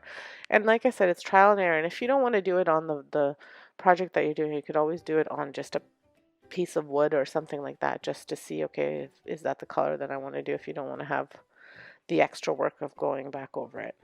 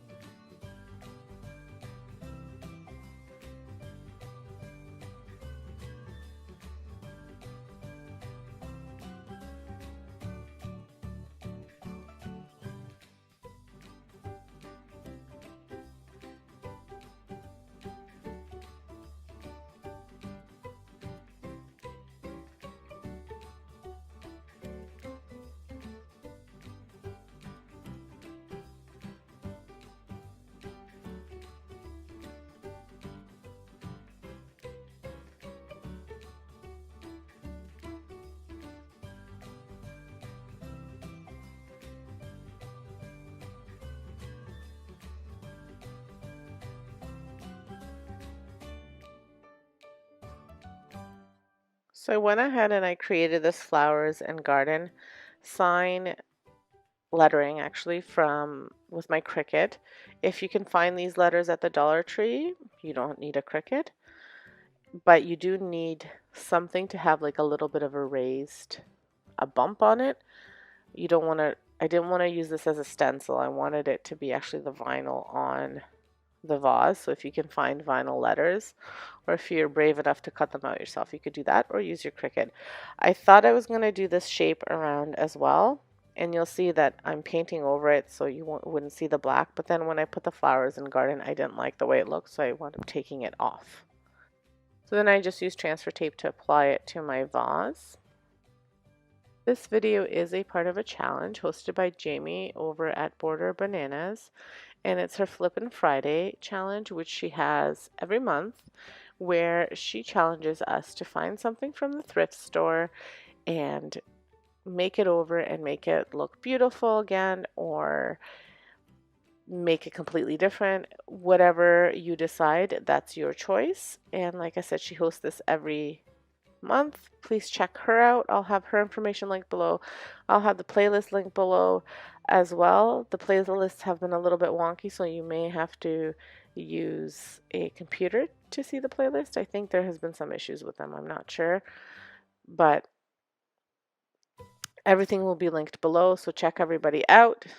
And there's going to be lots of creators, so check them out as well. Back to the video. So as you can see, I've applied the flowers in garden here, and now I'm just kind of taking a look. I'm seeing that the F goes too far, so I was going to cut it down, and then when I cut it down, I decided that I really didn't like the way it looked, so then I just wound up removing it eventually. And like I said, all of this is trial and error. If paint had come off when I was removing it, I would have touched it up. I'm not ever afraid to touch anything up or to fix something, because paint is amazing to work with, and any kind of chalk paint is very forgiving and really easy to work with. If you haven't tried it, I really do recommend that you try. I love the Rust-Oleum chalk linen paint. It's easier to get. I love Annie Sloan too, but it's a little bit more difficult to get, depending, I guess, where you are. At least where we are here, it's a little bit more difficult. So then when I remove that, I decide that I need to go over it, and I knew I would be going over it with the blue. So again, I do my method of applying the blue paint and then removing it off with a wipe. Now this time this wipe was a little bit dry. It wasn't completely wet, so it didn't take everything off, but it just gave me the look that I was going for. So once I got the coverage I was looking for, I then went ahead and just put some flower picks. These I believe I bought off of AliExpress a few years ago. They're just roses, and I think they're very cute, so I've popped them in here, and here's what it looks like all finished.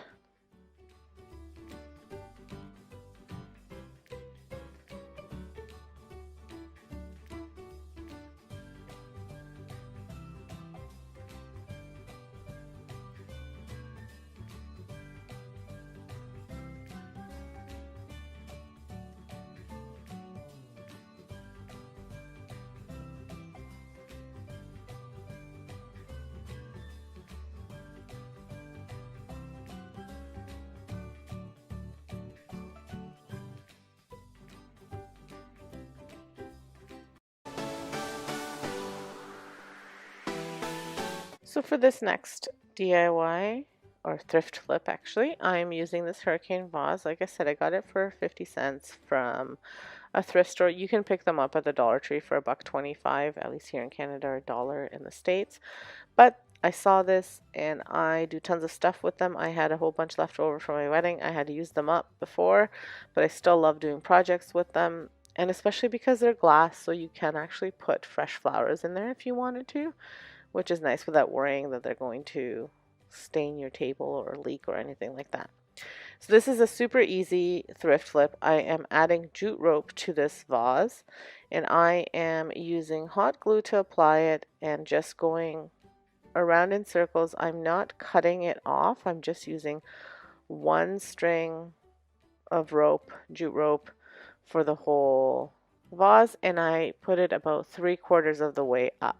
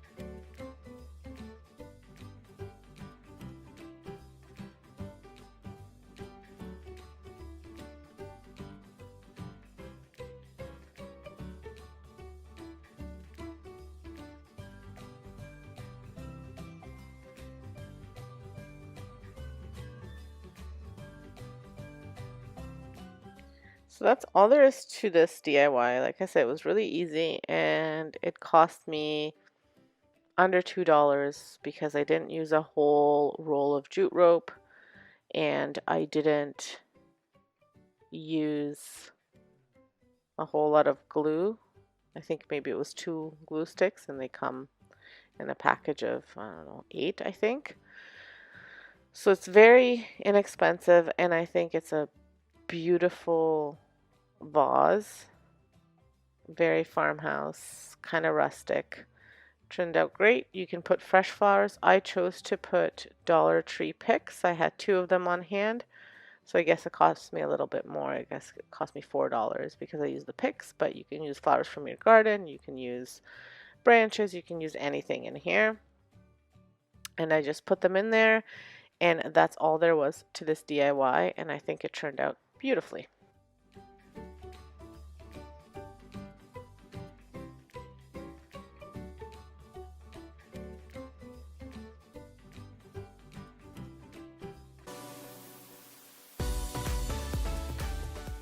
So what I'm doing is I have this galvanized pot that I bought at the thrift store for $2, and I am going to be making it a little bit more galvanized rustic looking. And I do this just by combining some colors. Now this pot is from Dollarama, so I think it was $4. So you can get it brand new if you don't find it at the thrift store. You can also find them without the little ropes, and I think those ones are even cheaper, but I came across this. It was $2. It wasn't too bad, and it already had the jute rope, so I loved it. So I'm combining a few colors. I'm combining dark blue, black, gray, and white. And I'm just dabbing colors as I go. And this is how I've made plenty of galvanized look type of pots. So I can link one of the most recent ones. I believe it's a Christmas one that I did up at the top, and you can check that out. There's also a Valentine's Day one where I made wood look like galvanized steel, so check that out. I'll link the 2 videos up here.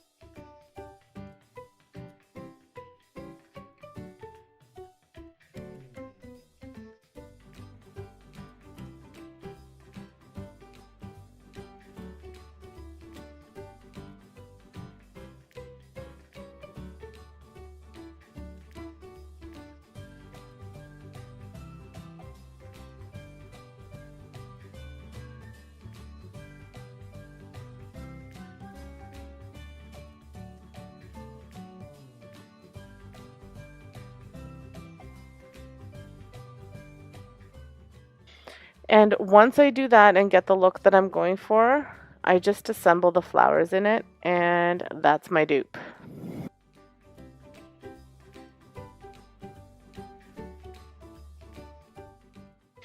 Now, for the flowers, I did get these on Amazon, and these lamb's ears. So they were the most expensive part of my project. I believe I got 4 stems for about $13, so it's a little bit more than I would spend. But the stems were, so this is from one stem. These two little stems are from one stem. So the stems went quite a long way. And then I'm just adding these lavender bits um, from Dollar Tree. Now, as you can see, some of them I've already used for other projects. So I would say there's about $3 worth of floral in here, plus maybe another $2 for the lamb's ears. So you're looking at about $5 for the floral and $2 for the basket. So it's about $7. A little bit, like I said, it's not cheap, as inexpensive as the other one, but still fairly inexpensive, especially compared to the dupe, which was quite a bit more. So here is the dupe. And like I said, I think mine is pretty close. So it costs $24.99. Again, that's American, and I'm talking about Canadian dollars.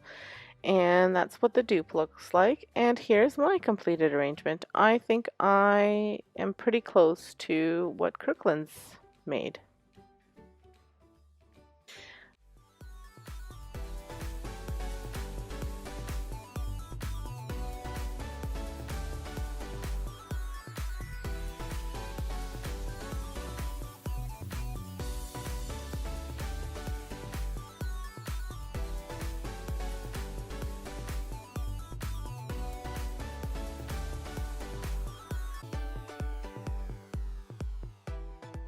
First DIY was inspired by Kimspired DIY.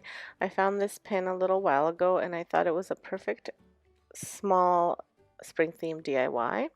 So I'm going to be using some Dollar Tree materials as well as the Rust-Oleum glaze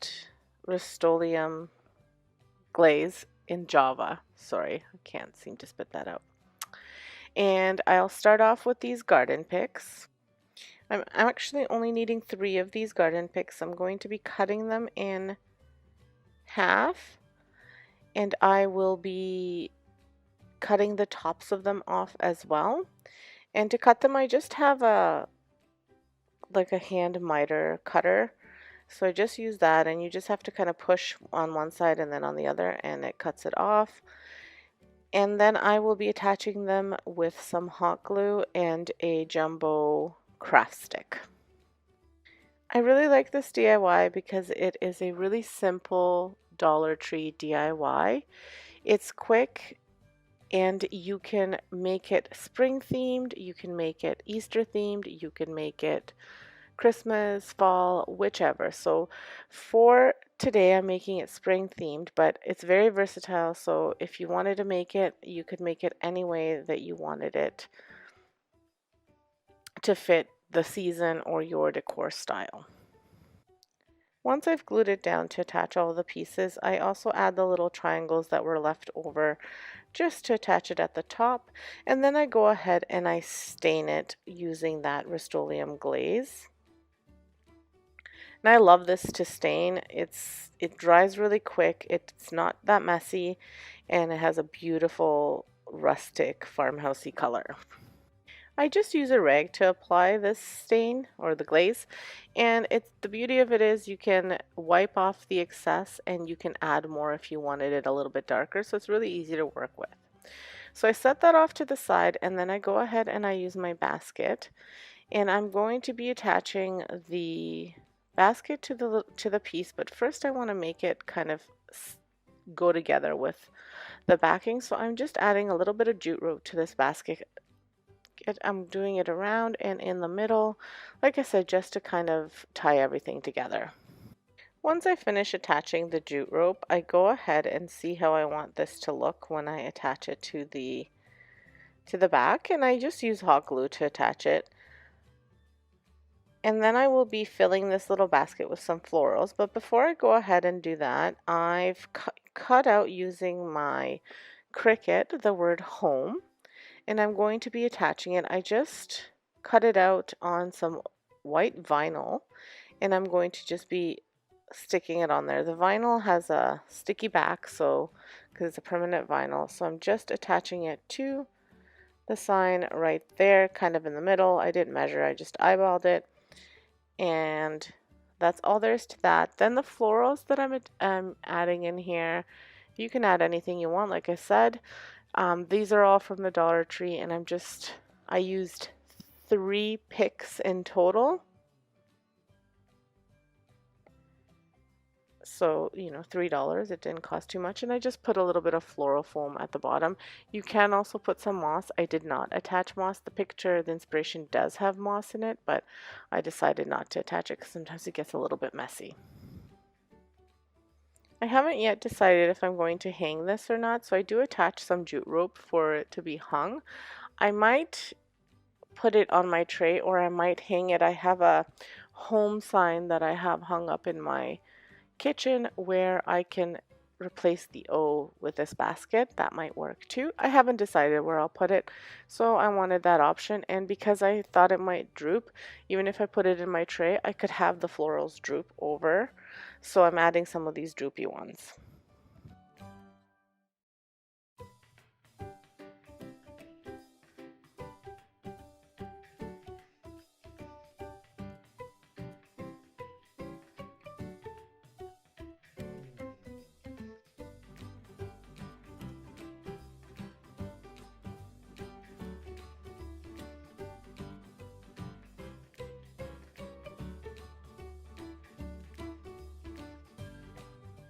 So just before I show you my finished piece, here's the inspiration, and here's my finished piece. So it's a little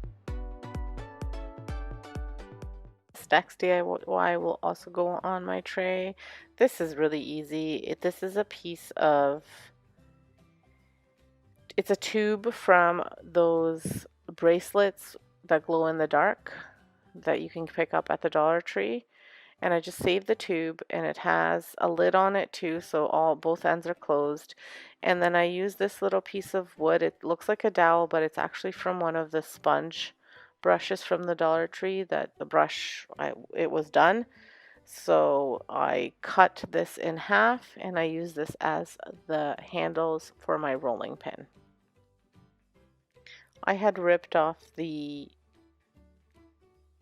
well, actually it wasn't even I ripped it off, but it had like the cellophane kind of label, so I just took that off, and it was white underneath, so I didn't need to paint over it. I used hot glue to attach the handles, and then I dry brushed some of that black acrylic paint around it, and then I wrote the word spring on it, and that's all there is to it. Didn't attach the handle properly on one side, so I did wind up having to just re-hot glue it, and I just made sure that the end was nice and clean. I think that was the problem last time. But I reattached the hot glue, or my hot glue wasn't hot enough. I did pick up hot glue at the Dollar Tree this time around before I ordered it from Amazon, but I think this Dollar Tree hot glue is not as good as the Amazon one. So I picked up a lot of them, so I'll have to, once I go through them, I will pay a little bit more for glue so that it works a bit better. And again, I just freehand write the word spring. I'm sorry it's out of frame a little bit. I'm using a Sharpie to write this word in. So that's the finished piece. I think it turned out cute, and it'll make a nice little tray decor. Now you'll notice that I did move it a little bit more to the left side, and that's because my trays are a little bit deeper, so I can kind of prop it up a little bit, but then that way I'm not hiding the word spring on. So this DIY, like an improvement on something that was pretty nice to start with. So I had these clovers from a St. Patrick's Day sign that I repurposed for my noodle board, which I can link up here. And I'm just going to be antiquing them. So what I did was I let them sit for 24 hours in vinegar bath. So just some vinegar in a aluminum pan, and I just left them in there so that they would get nice and aged. So as you can see, they got a little bit rusty, which is the look that I was going for. So I didn't bother taking the glue off the back because I'm going to be gluing it back onto something. I just wanted it to look a little bit aged, which is what I got. So for the next decoration, I'm using some trash items. So I'm using this jar. I think it was a salsa jar. And I tried to take off as much as I could of the glue, but I keep on forgetting to buy glue gun. So I took off a little bit, not all of it. So you can see there's quite a bit left, but it didn't matter because I'm going to be painting it out white and I'm going to be covering that part anyway, so you won't be able to see it. I'm all about saving time, so if I don't have to take off the gunk and it's going to take me too long, I won't do it. You don't need to because I'll be covering it up, so no, you won't be able to see it. I'm only doing one coat of the white, and I'm using the Rust-Oleum chalked linen white paint, and I'm doing a nice coat of it all around the jar. I'm even putting it under the part that'll be covered. I still wanted it to be covered. It just did need to be smooth. And I will be aging this as well, distressing it. So again, I'm not doing two coats because I will be distressing it, so I want all of those colors to show underneath. Once that is done, I go ahead and I attach some burlap around the jar, and I'm just using the burlap ribbon that you can get at the Dollar Tree or Dollarama, and I'm hot gluing it all around the jar. After I hot glue the burlap, then I hot glue one of those Lucky Charms that I aged in the previous decor piece, and go ahead and distress the jar. And I'm distressing it with some of this green that you can see, and that green is the forest green or leaf green from acrylic paint from the Dollar Tree, as well as some black acrylic paint. Then I just add these green floral picks from the Dollar Tree into the jar, and that's all there is to this DIY.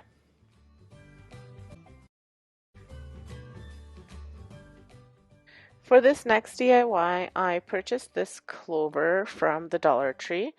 It's not too bad at the one at the back, like at the front as well, but I didn't want to use that side. I had seen an image on Pinterest of what looked kind of like a palette clover. So that's what I'm going to be trying to recreate with this one. So I'm using this as my base, and I have these strips of cardboard that I cut that I'm going to be hot gluing onto this clover and painting out. Now what I'm doing is I'm just cutting them into different shapes so that way it looks like it's stacked palette wood. It's not all one size. One is smaller, one is bigger, so it just kind of looks like a staggered pattern.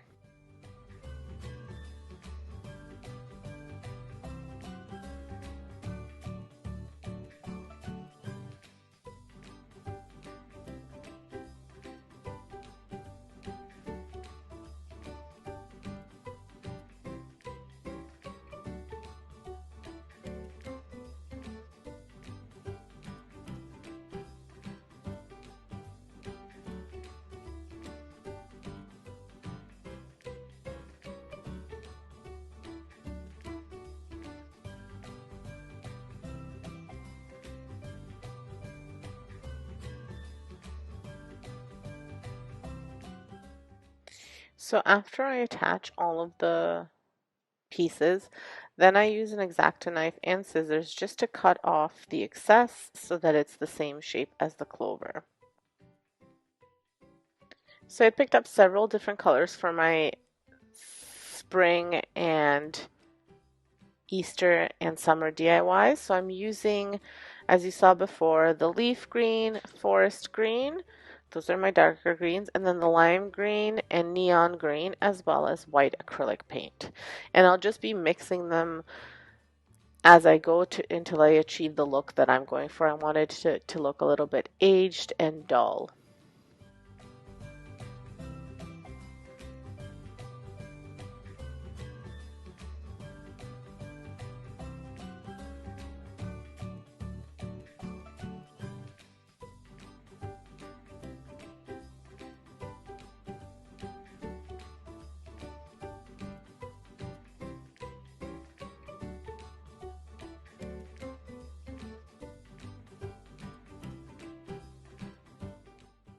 once I achieve the amount of green that I'm going for, I let it dry and then I just distress it further with a little bit of espresso brown paint, acrylic paint, and I just lightly, almost dry brush on some of this brown just all over the piece in spots where I think it needs to look a little bit more aged.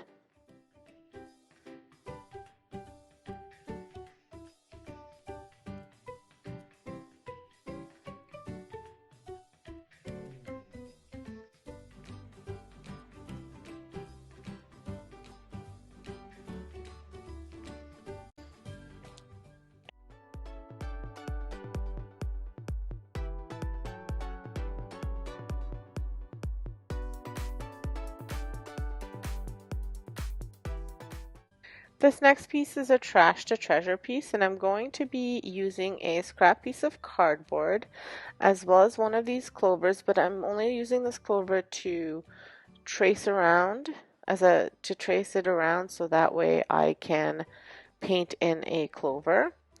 So I'll just be using it as my trace. I mean, I could have probably flipped it over and glued the one side and then just painted the one side, but I wanted to stencil it in and draw it on.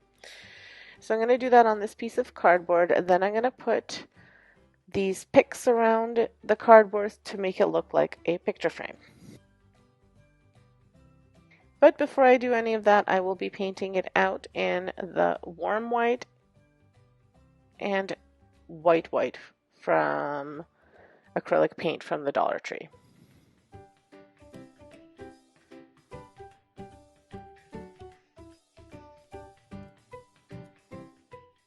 So I just do a light coat of the white and I want the brown from the cardboard to stick out from underneath. And then I frame around the piece with these little wooden picks, they're garden picks from the Dollar Tree. And then I also use some cardboard left over from the other project for the top part of it. And I did this for two reasons. I didn't want to cut up two more sticks because the other pieces of the stick weren't long enough. So I wanted it to be over top to overlap these. So I needed a little bit longer, so I didn't want to cut them up. And then I also wanted to finish using up these strips that I had cut up. And I'm just using some hot glue to attach these. And then I go over top of the frame with the warm acrylic white paint.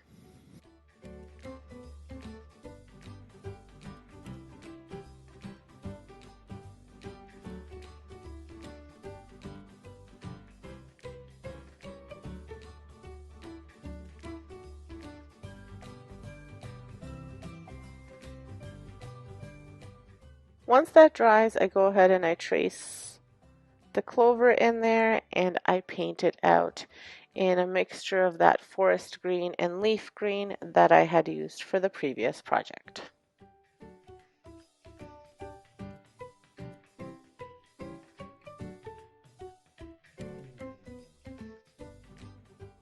That is all there is to this project.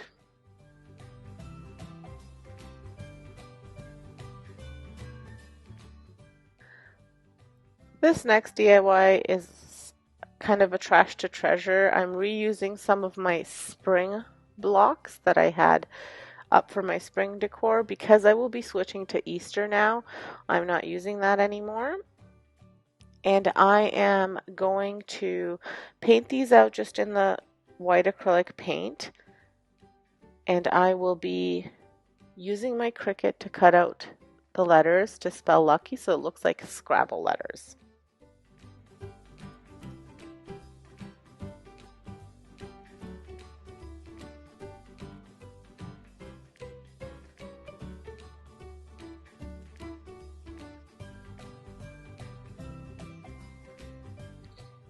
So for the letters, I'm just using a green permanent vinyl and I've cut them out and then I will freehand draw the numbers for because I'm wanting it to look like Scrabble.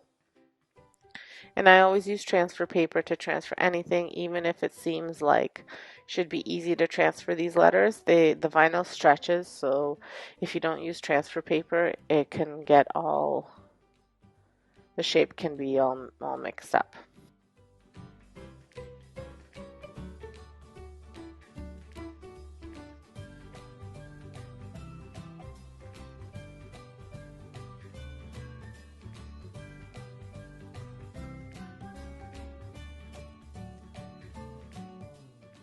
After I attach the letters, I just dry brush everything in a black acrylic paint and then use a green Sharpie to write in the numbers.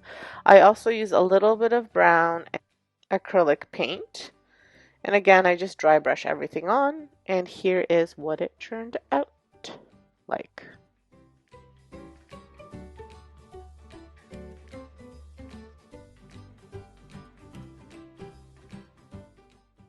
Because I had written out the word spring in these blocks, I had one more letter left, and I painted this out white as well, and I just put the number 17 using that same vinyl and the same method of distressing. And I did this because March 17th is St. Patrick's Day, so it's just another decor piece to put into my tray.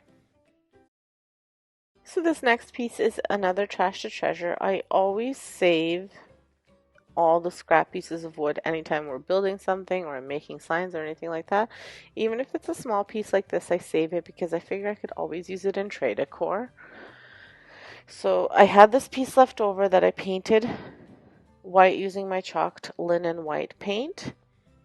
And I'm just going to be attaching one of these clovers that I antiqued onto the piece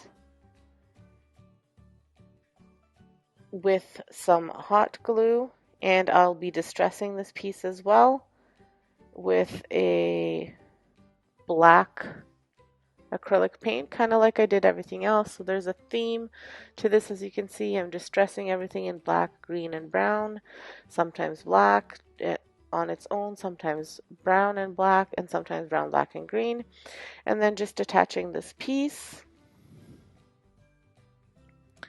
to it, and that's it. Very simple but really cute. And I'm moving it up to the top a little bit more because I have 3 different trays. Some of them have like a little plate part where it goes in deeper, so this way you could see it and I don't have to raise it.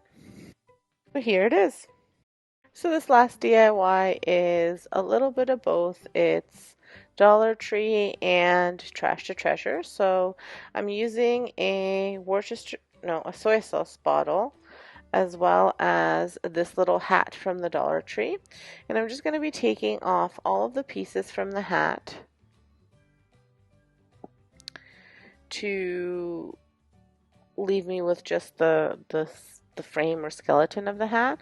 And then I'm going to be wrapping it around with one of the scarves that I had gotten from the Dollar Tree. I wound up just taking it apart a little bit because I needed it to fit on the bottle. So I wanted that little base part to be a little bit wider so that the bottle could fit on it, so it wouldn't be too high. And this little scarf, like I said, I got from the Dollar Tree, and I'm just wrapping it around because I think it's a nicer St. Patrick's Day color and pattern than the shiny green. So I wrap both the top and part of the hat and hot glue the material to the plastic. I don't glue them together until I actually put them on the bottle, just so I can get them to fit the way I want them to. And then I add a little beard to this guy to make him a gnome. The beard is fur ribbon, fur ribbon that I got from either the Dollar Tree or Dollarama. I'm not sure which one I got it from. And I just cut it into strips so I can make a nice brown beard for him. I just hot glue it to the bottle, and then I hot glue for the nose it's actually like a little piece of birch. It came in a pack from the Dollar Tree, these little mini birch logs. So I hot glue that as his nose, and I make little feet using a leftover cardboard, and I wrap them in this fabric as well. I don't wrap the whole foot in the fabric, I just wrap about half the foot in there, and then I glue it to the bottom of the bottle, and I snip down his beard just a touch, because it was a little bit too long. And that's all there is to it. Here's what he looks like. I think he's so cute.